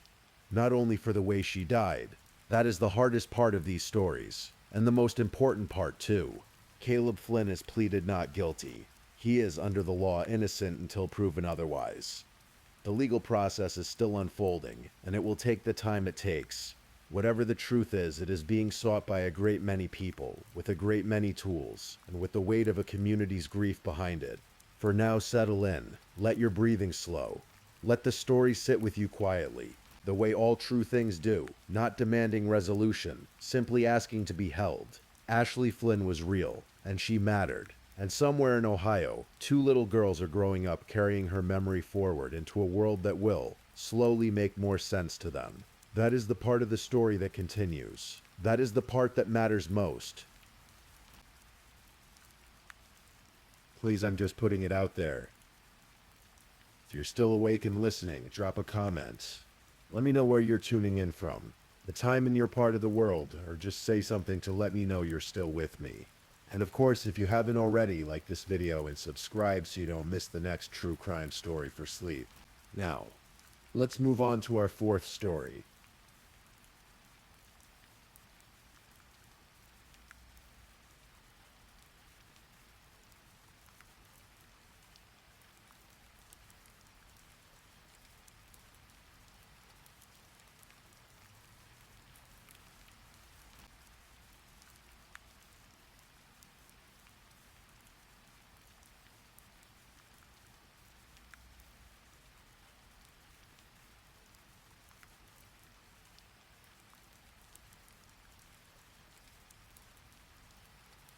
Story 4. The Case of Nicole Booth.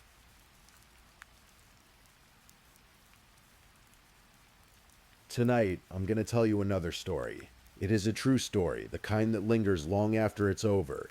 The kind that matters, not because it is dramatic, but because it is human. It is the story of a woman, a mother, a person who deserved so much more than what she was given. It is a story that unfolded quietly, behind closed doors, in a small corner of northeastern Ohio, where the fields stretch wide, and the winters come hard, and life for so many is simply a matter of endurance. Her name was Nicole, and she deserved to be remembered.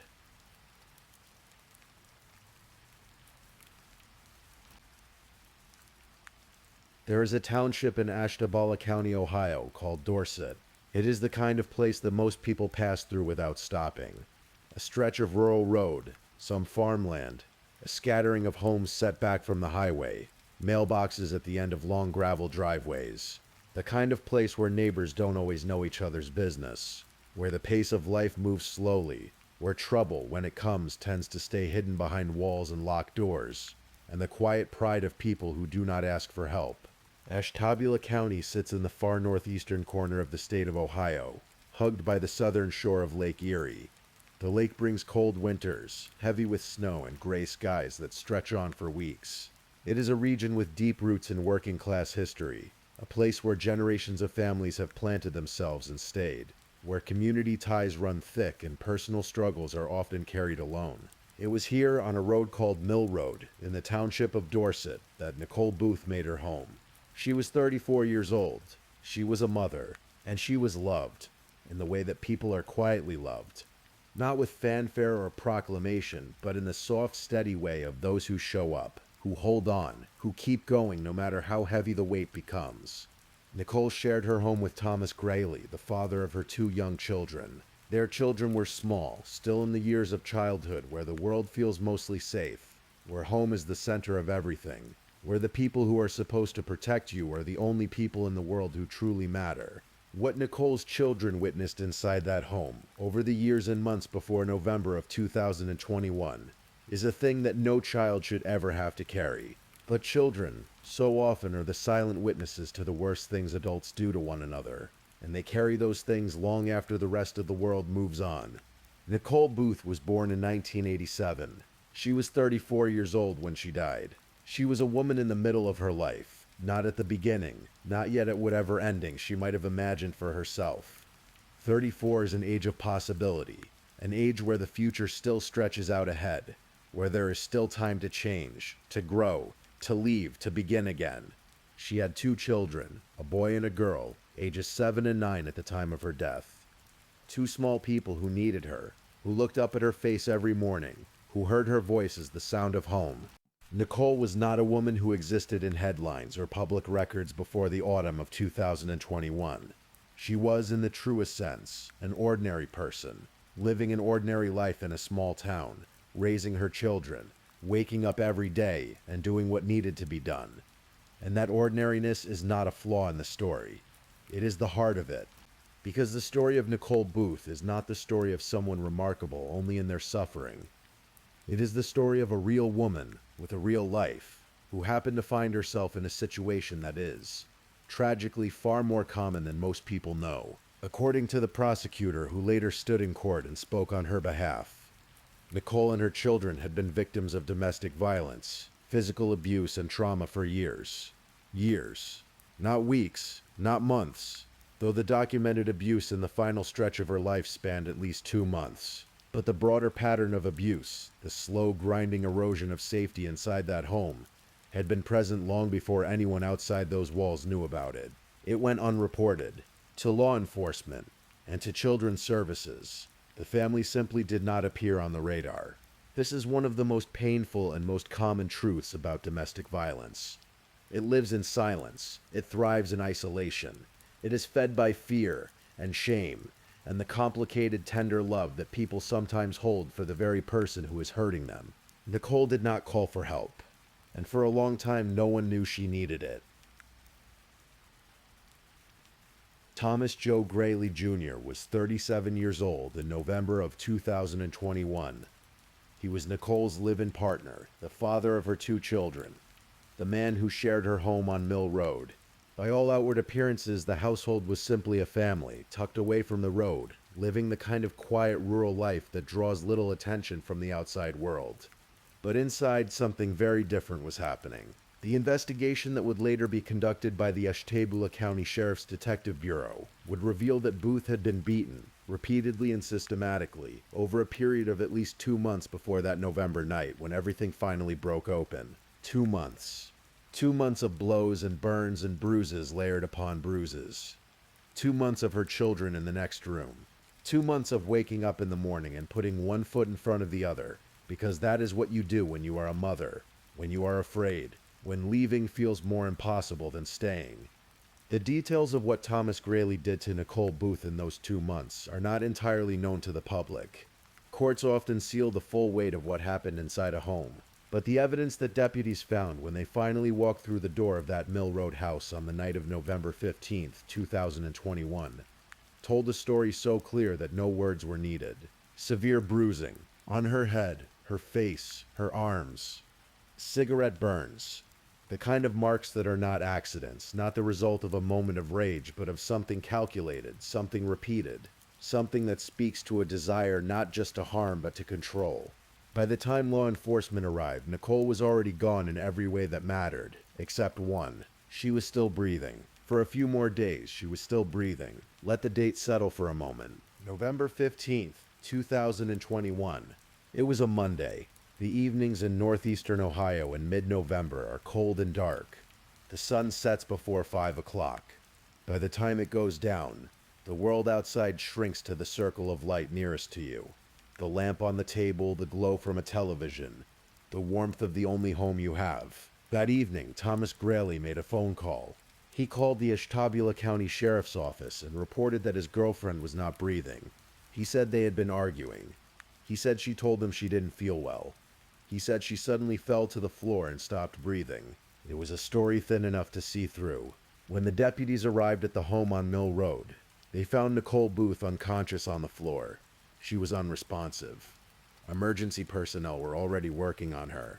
And what they saw, what any trained eye could not have failed to see, was the evidence of a violence that had not begun that evening, and had not been quick. The bruising was not new. The cigarette burns were not fresh. This was not the aftermath of one argument, one terrible moment of lost control. This was the accumulated record of weeks of sustained abuse, written in her skin. Growley was at the scene. He was questioned. He repeated his story about the argument, about her falling. And then when deputies pressed further, he went quiet. He refused to answer. He was arrested that night on charges of felonious assault. Nicole was taken by ambulance to University Hospital's Gauga Medical Center, a regional hospital not far from the scene, but her injuries were too severe for the local facility. She was soon transported to a hospital in Cleveland, where a team of physicians would work to hold her to the earth for a few more days. Her two children, who had been home when it happened, who had heard whatever they heard and seen whatever fragments of truth had been visible to them that night, were released into the care of a family member. They went to sleep that night in a different house. They did not know yet what the coming days would bring.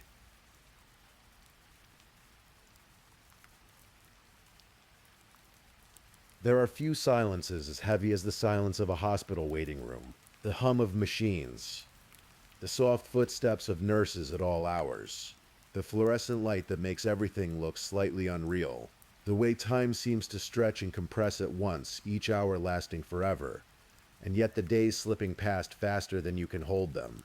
Nicole Booth lay in a hospital in Cleveland in the care of doctors doing what doctors do, working against the damage done to a human body by deliberate, repeated violence. The coroner would later determine that she died of blunt force trauma to her head and trunk. The injuries were not those of a fall. They were not those of an accident. They were the result of a human body being struck, hard and often, in ways that the flesh and bone and brain cannot sustain. A few days after she was brought in, Nicole Booth died. She was 34 years old. She left behind two children, ages 7 and 9, and she left behind a case that was now no longer a felonious assault case. It was a murder case. The Ashtabula County Sheriff's Detective Bureau took over the investigation. Under the direction of Lieutenant Sean Ward, the detectives began the patient, methodical work of building a picture of what had happened inside that Mill Road home, not just on the night of November 15th, but in the weeks and months before. Investigators spoke to people who knew Nicole. They gathered evidence from the home. They examined the medical records, the coroner's findings, the detailed and unambiguous language of trauma mapped onto a body. What emerged was a portrait of sustained abuse. The bruising was not from a single event. The burns were not from a single night. The injuries to Nicole's head and trunk were layered. Some older and healing, some newer, some fresh. Her body had been recording what was happening to her long before anyone outside that house had known to look. Prosecutors later said, in their statements to the court, that Nicole and her children, ages 7 and 9, had been living with domestic violence, physical abuse, and trauma for years. Years of it, silently, unreported to law enforcement, unreported to children's services, hidden in the way that so much domestic abuse is hidden, behind the ordinary face of a family, behind a front door on a rural road, behind the quiet that the world outside assumes as peace. Thomas Grayley was charged with aggravated murder. He was held in the Ashtabula County Jail on a cash bond of $500,000.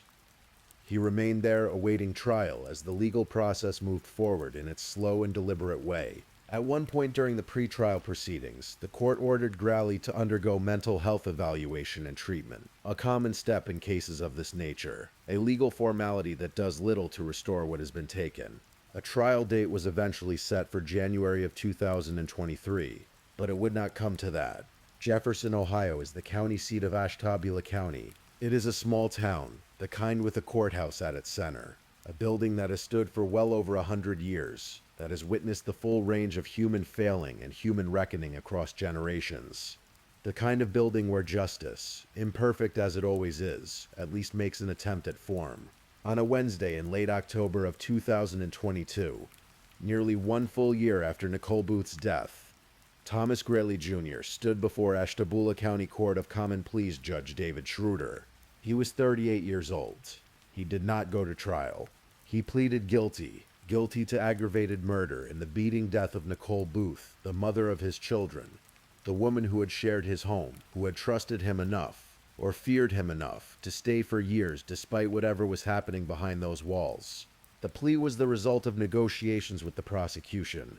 In exchange for the guilty plea, Greeley was sentenced immediately, 25 years to life in prison. Judge Schroeder presided over the hearing. There was no long trial, no parade of witnesses, no weeks of testimony laying bare the details of what Nicole's final months had been like. The case was resolved with a single word from the man who had ended her life: guilty. Chief Deputy Terry Moisio, speaking on behalf of the sheriff's office, took a moment after sentencing to acknowledge the work of the detectives who had built the case. He thanked Lieutenant Sean Ward and the Detective Bureau for what he called their hard work, the quiet, unglamorous labor of piecing together the truth from the evidence left behind in a small house on Mill Road. Thomas Greeley was transferred from the Ashtabula County Jail to an Ohio State prison, where he will serve his sentence, eligible for potential release no sooner than 25 years from the date of his sentencing, if the parole board should ever see fit to grant it. He will be in his 60s before he has any chance of walking free.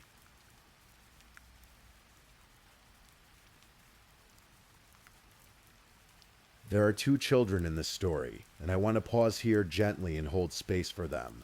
They were 7 and 9 years old in November of 2021. They were home on the night of November 15th. They heard the sounds of that house. They felt the silence of the days that followed. They went to live with a family member. They lost their mother. They watched their father taken away in handcuffs. Their names have never been made public, and they should not be. They deserve the quiet protection of privacy, especially now, especially as they grow into whatever lives are still possible for them. But they are real, and they are part of this story. Prosecutor Colleen O'Toole, who handled the case, made a point of saying in her public statements that the abuse Nicole had endured had also been suffered by her children. Not just witnessed, suffered. The physical, emotional, and psychological weight of living inside a home where violence is ordinary leaves marks that do not appear in any coroner's report, but that are just as real, just as lasting. Children who grow up in homes like Nicole's home on Mill Road carry the memory of those years in ways that shape everything that comes after. How they love, how they trust, what they reach for, and what they run from. The research on this is extensive and heartbreaking, and none of it offers easy comfort. What those two children will need more than anything is time and steadiness, and people who show up for them quietly, consistently, without conditions. I hope they have found those people. I hope they are safe. One of the most common questions asked after a case like Nicole Booth's is, why didn't anyone know? It is a fair question, and it deserves a careful answer.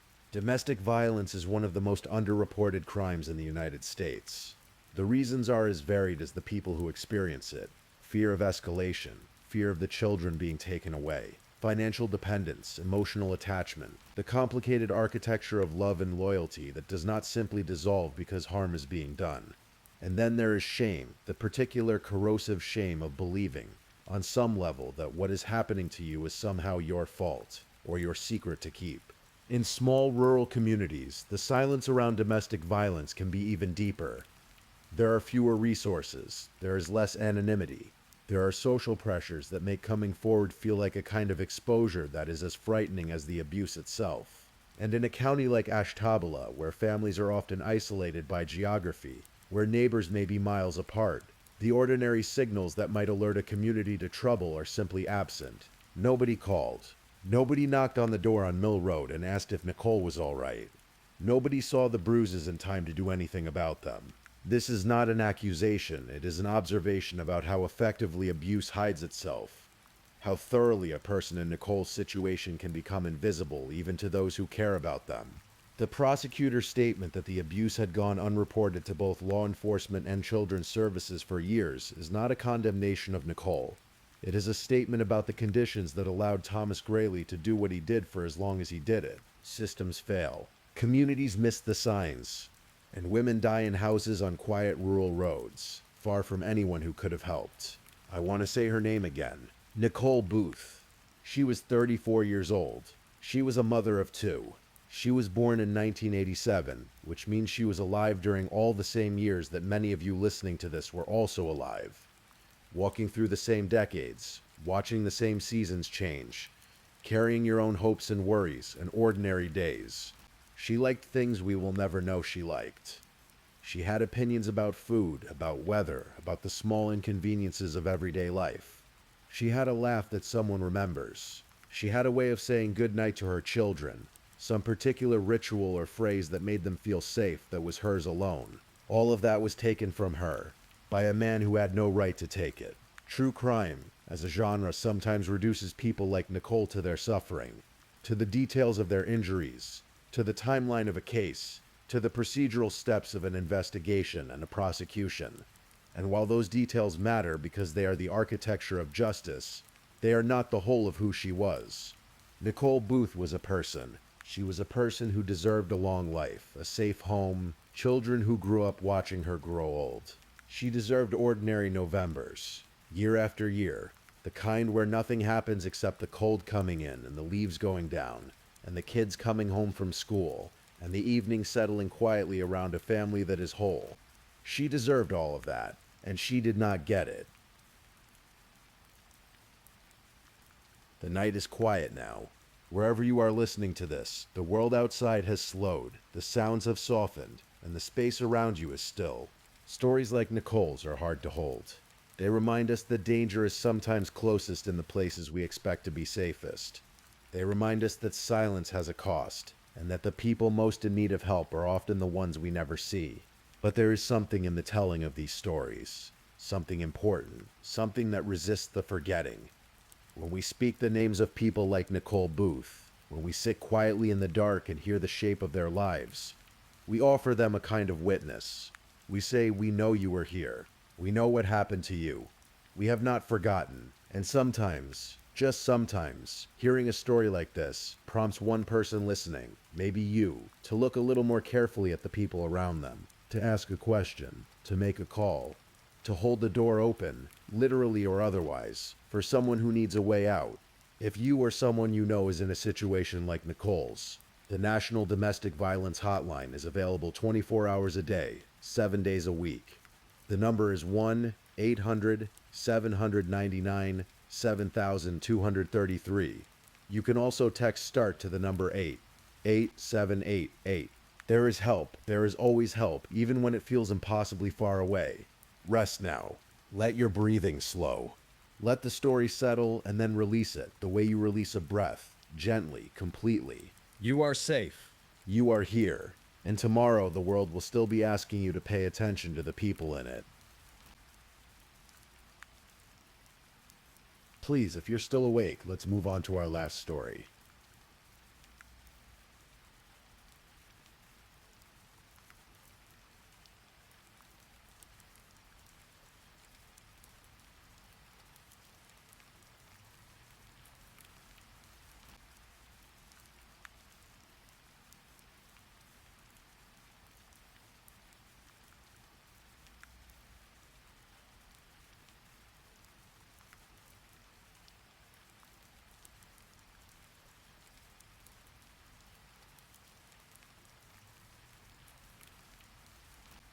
Story 5. The Murder of Alicia Masidi.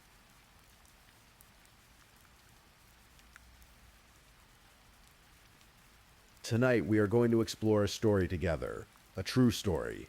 A story that, like so many of the ones we carry in this world, begins with a child and a home, and the quiet, ordinary hope that a life might unfold gently, kindly, the way a life should. But some stories do not unfold that way. Some stories take a darker turn, and in the telling of them, in the slow and careful laying out of the truth, there is a kind of justice, a kind of honoring, a way of saying to someone who cannot hear it anymore that they were seen, that they mattered, that the world knows their name. Tonight that name is Alicia Masidi. She was 14 years old, and she deserved so much more than what she was given. So we are going to sit with her story gently, and we are going to follow it from its beginning, all the way to its end, all the way to the moment when, after more than 11 years, justice finally quietly arrived.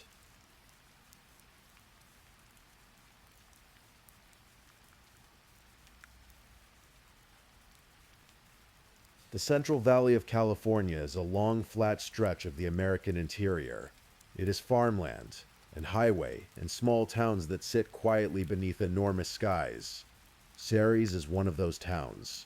A modest community, a neighborhood of ordinary streets and ordinary homes, where children ride bikes in the afternoon and the evenings smell of cut grass and warm asphalt. It is the kind of place you would think where nothing very terrible could happen. But Alicia Mesiti did not end up in Ceres by chance. She ended up there because a court decided her life should go in that direction.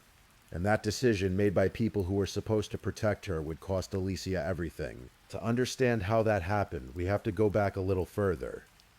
Back to a family already fractured, already struggling, already carrying the kind of quiet damage that accumulates when people who should not be together stay together far too long. Alicia's mother was a woman named Roberta Allen. By the accounts of those who knew her, Roberta was a mother who loved her children deeply.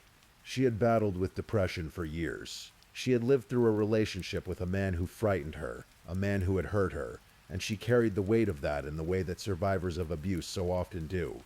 Quietly, invisibly, in ways that the outside world does not always recognize as wounds. That man was Mark Mesiti. Mark Mesiti was Alicia's father.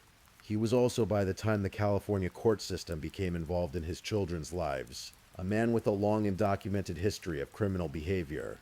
In the 7 years before he was ever given custody of Alicia and her brother, Mark had been convicted of bank fraud, of drunk driving, and had faced charges of domestic violence against Roberta. He had pleaded guilty to a lesser charge in that domestic violence case, and had been ordered to attend anger management classes. He had also failed to comply with court orders requiring him to attend drug and alcohol treatment programs. That failure had landed him in prison for a period of time for violating his probation. This was the record of a man who would eventually be handed the lives of 2 children. The family court process that led to this outcome was one that, to those who lived through it from the outside, felt deeply and profoundly wrong. Roberta Allen later described her experience of those custody proceedings as, in her own words, very angled toward Mark. She could not afford an attorney. Mark had one. And in the world of family court, that difference, that imbalance of resources and legal representation, can determine everything. A court investigator would describe Roberta as an unfit mother, citing her history of depression.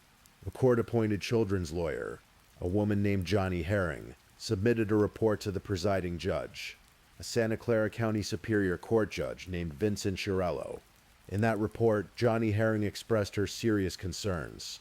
She recommended only a supervised temporary placement with Mark Mesiti, citing what she described as, in her own words, sufficient issues and risks to these minors. She had written, directly and plainly, that she was deeply concerned about both minors, especially Alicia. The judge read those words, and in November of 2005, he awarded Mark Mesiti full custody of Alicia and her brother anyway.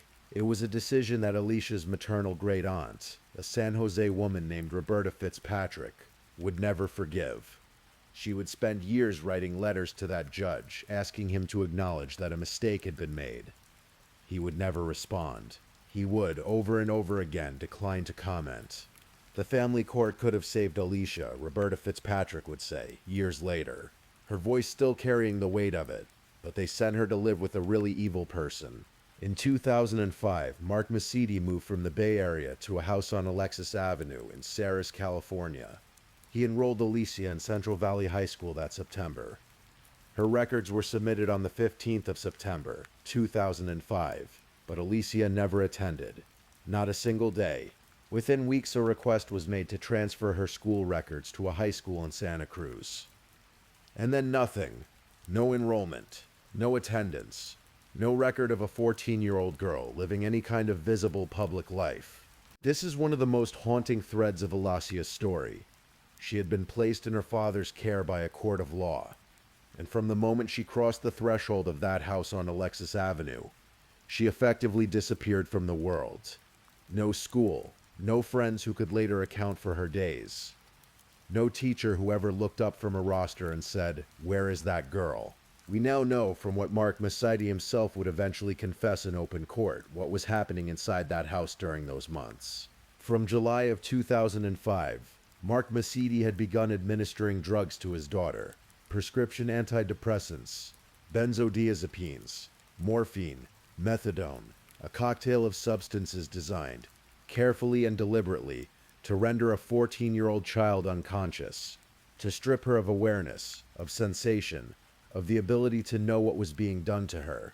While Alicia lay unconscious, her father photographed and videotaped what he did to her. More than 40 instances, documented by the man who committed them. Hundreds of thousands of images would eventually be found on his computers, his hard drives, his memory cards. Hundreds of those images showed Alicia, obviously sedated, obviously helpless, obviously unaware. She never knew. She could not have known. That perhaps is the cruelest detail of all, in a story full of cruel details. From July of 2005 until the spring of 2006, this continued. And then something changed. Around the middle of August 2006, Alicia Masidi was gone.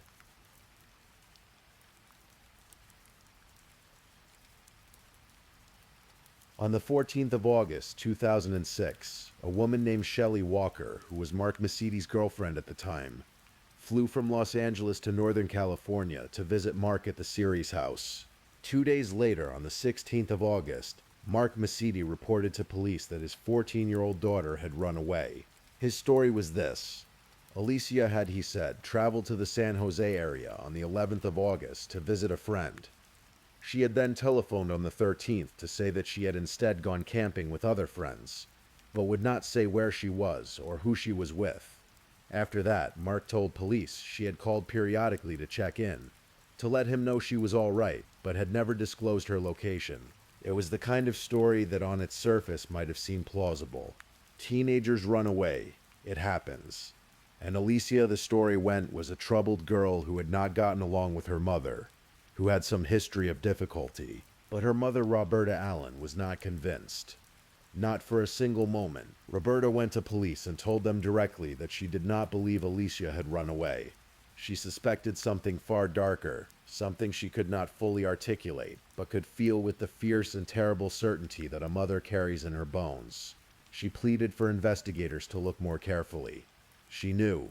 For a time, though, the investigation remained quiet. Mark Masidi maintained his story. He continued to claim that Alicia called him from time to time, that she was fine, just gone, a runaway, a troubled teenager who had chosen, as teenagers sometimes do, to disappear. Meanwhile, Mark Masidi packed up the house on Alexis Avenue and left Ceres altogether.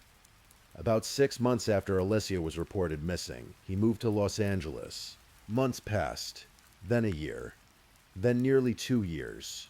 In October of 2008, Ceres police sergeants reached out to the local newspaper, the Ceres Courier, asking them to run a story in hopes that someone in the public might come forward with information about Alicia's whereabouts. Mark Masidi, all the while, was still claiming to know nothing of his daughter's fate. The case had gone quiet, but it had not gone cold. By March of 2009, investigators had begun to shift their approach. Nearly 3 years had passed since Alicia Masidi had been reported missing. Nearly 3 years of her mother's anguish, of a father maintaining his lie with the practiced ease of a man who believed he had buried his secret deep enough that no one would ever find it. Ceres police brought a cadaver-detecting canine to the house on Alexis Avenue. The dog's name was CJ. CJ hid on the backyard. A team of investigators moved in and began to dig.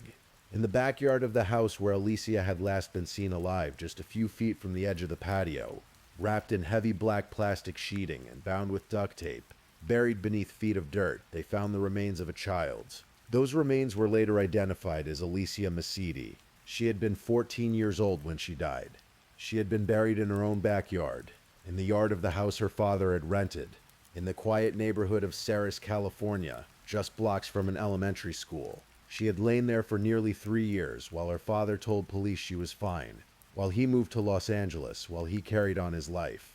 The date was the 25th of March, 2009. And on that same date, on the other side of the state, Roberta Allen's worst and most certain fear was finally officially confirmed. She had waited 31 months to know the truth. 31 months of hoping she was wrong, while being certain she was right. There is no name for that kind of grief. 3 days after Alicia's body was found, Cerise police tracked Mark Masidi to a Los Angeles apartment on Bentley Avenue, which he shared with his girlfriend Shelley Wellborn. They obtained a search warrant. What they found there compounded the horror of what had already been discovered. Mark Masidi and Shelley Wellborn were running a methamphetamine laboratory in the same apartment where children were living. Both were arrested and booked on drug and child endangerment charges. Mark Masidi was taken into custody on the 28th of March, 2009.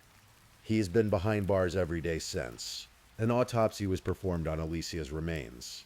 The medical examiner determined that Alicia Masidi died of acute drug intoxication.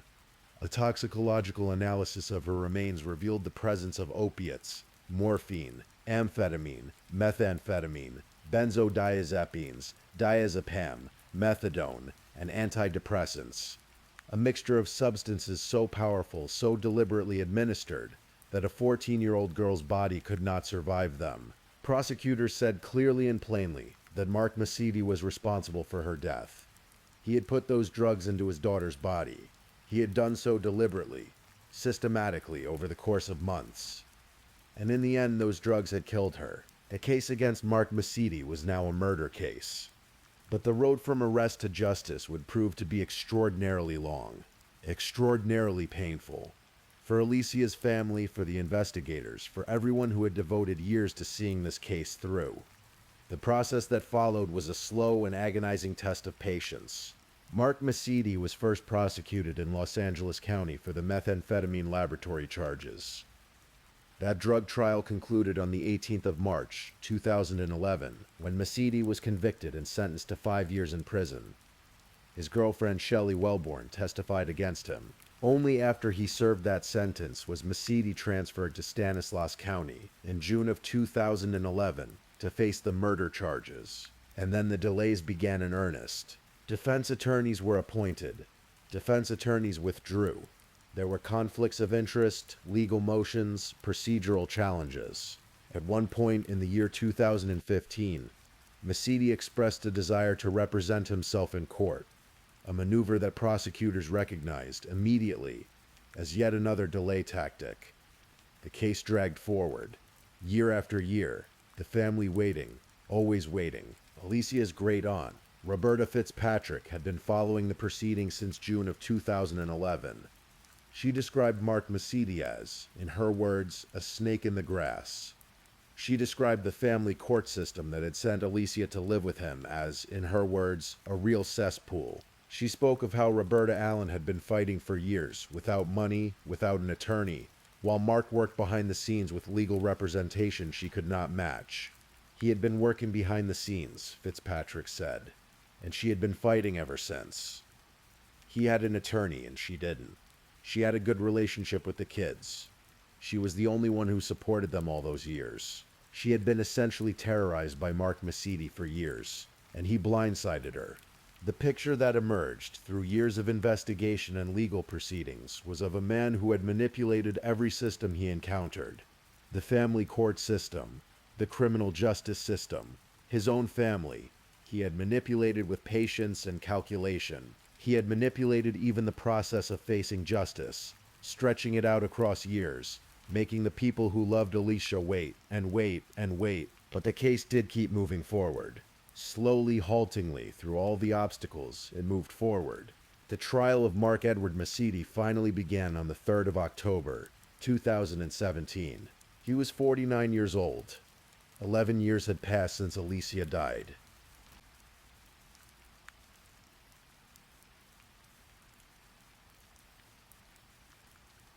The Stanislaus County Superior Court in Modesto, California. The trial began with prosecutors laying out what they had found, evidence that they said was overwhelming, and photographic and devastating. Chief Deputy District Attorney Annette Reese told the court that investigators had seized Mark Masidi's computers, his hard drives, his memory cards, and his digital video recorders. On those devices, they had found photographic images and video recordings of Mesiti sexually assaulting his daughter while she was unconscious, blacked out from the drugs he had given her. They had also found on those same devices hundreds of thousands of additional images of child pornography, among them videos showing Mesiti sexually assaulting a girl who was only 8 years old, the daughter of a woman he had been involved with while living in Los Angeles. There were also recordings of a 16-year-old girl Mesiti had befriended, subjected to the same horrors. The scope of what had been uncovered was staggering. 49 criminal charges had been filed. The prosecution was seeking the death penalty.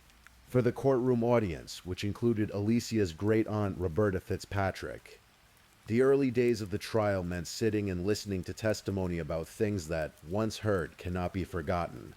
It was, by any measure, an almost unbearable ordeal. Mark Mesiti's defense attorney at the time, a man named Martin Baker, attempted to construct an alternative narrative. He claimed that Aliyah had been addicted to drugs for 2 years before her death, and that she had died not at her father's hand but as a result of her own intake of substances. He cited a diary that he said Aliyah had written, in which he claimed she had written that if she turned up dead it would be because she had taken her own life. He cited a passage in which he said Aliyah had written that she wanted to feel nothing. The prosecution countered this narrative with testimony from one of Alicia's friends, who stated clearly that while Alicia may have smoked marijuana or had a drink now and then, she did not use hard drugs. She was not an addict. She was a 14-year-old girl. The trial was expected to last for months.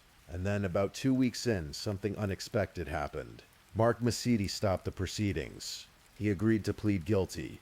On the 17th of October, 2017, in the Stanislaus County Superior Court, Mark Edward Mesiti entered guilty pleas to 49 criminal charges. In exchange, the district attorney's office agreed to remove the death penalty from consideration. Mesiti would face life in prison without the possibility of parole instead. But the prosecution did not simply allow him to nod his head and agree. Chief Deputy District Attorney Annette Reese required something more. She required Mark Mesiti to stand in open court and read, aloud, a detailed personal statement admitting every crime he had committed. Not simply to say that he agreed with a list of charges, but to say, in his own words, spoken in public, what he had done. For more than an hour, Mark Mesiti stood in a court of law and confessed. He admitted to drugging his daughter from July of 2005 through May of 2006. He admitted to administering prescription antidepressants, benzodiazepines, morphine and methadone to her for the purpose of rendering her unconscious. He admitted to rape, to sodomy, to oral copulation, to digital penetration. He admitted that his administration of those drugs caused Alicia's death. He admitted to the crimes against the 8-year-old girl in Los Angeles. He admitted to the crimes against the 16 and 17-year-old girl. Every charge, out loud, in his own voice, for more than an hour. For Roberta Fitzpatrick, sitting in that courtroom and hearing those words, it was, as she later said, both a relief and a horror. But it was the truth. And the truth, however long it took to arrive, had finally arrived. Several days later, the family received news that was deeply, painfully unwelcome. Mark Mesiti had changed his mind. Through a new attorney, a man named Stephen O'Connor, Mesiti announced his intention to withdraw his guilty pleas and seek a new trial. Alicia's great-aunt, Roberta Fitzpatrick, heard this news and spoke with the quiet fury of a woman who had been through too much. "Mark is disgusting," she said. "He uses the system to torture us." The legal question before Stanislaus County Superior Court Judge Donna Reeves was a complex one. Mesiti had not merely nodded to charges. He had spent more than an hour publicly confessing to every single crime in painstaking detail. The terms of the plea agreement had been clearly spelled out. He was seeking to escape the death penalty in exchange for a life sentence. Those consequences had been explicit, but the stakes were enormously high. A death penalty case is unlike any other, and the possibility that a defendant might somehow fare better at trial, however remote, could be argued. Prosecutors led by Annette Reese considered Mesiti's actions to be simply one more attempt to delay justice. Another maneuver in a long, exhausting game.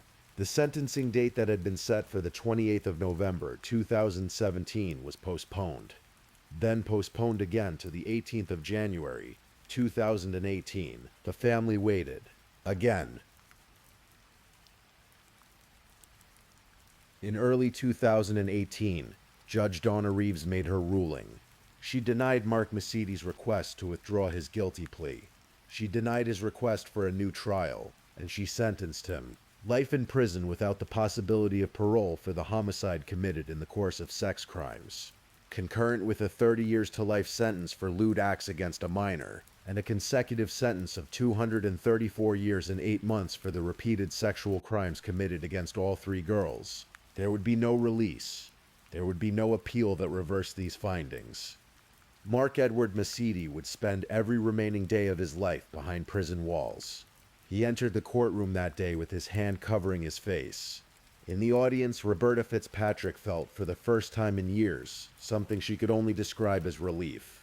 "This is wonderful," she said. "It's over." And it was. Merely 12 years after Alicia Macedy disappeared from a house on Alexis Avenue in Syracuse, California, justice had been served. Slowly, imperfectly, with too many delays and too many procedural obstacles and too much additional pain for a family that had already suffered beyond measure. But it had been served. Mark Macedy remains in prison today.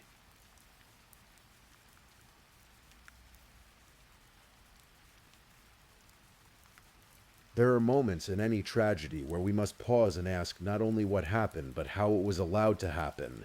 How the systems that exist to protect children sometimes fail them so completely, so catastrophically, that a 14-year-old girl ends up buried in a backyard while the man responsible tells police she ran away.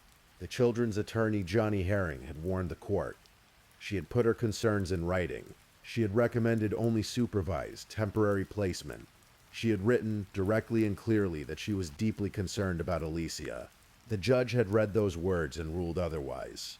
Investigators would note in the aftermath that the judge, Vincent Chiarello, was aware at the time he made his ruling that Mark Macedy had, in the 7 years prior, accumulated convictions for bank fraud and drunk driving, had faced domestic violence charges, had been ordered to attend anger management classes, and had been imprisoned for violating probation by failing to comply with drug and alcohol treatment requirements.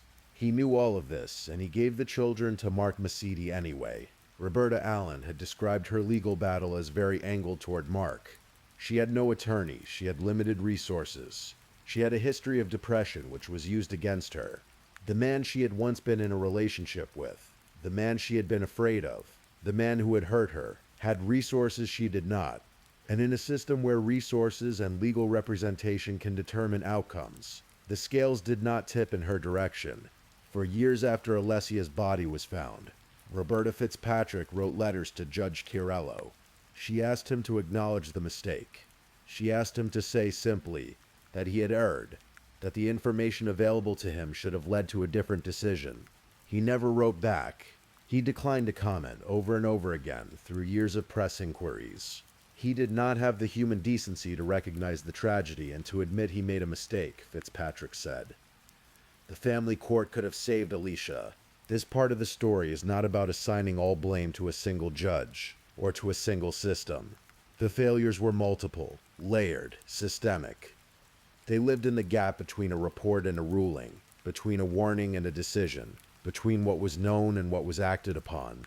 They lived in the inequality of legal resources, in the way that poverty and powerlessness can determine the fate of children, just as surely as the actions of individual bad actors. Alicia Macedy did not simply encounter one evil man.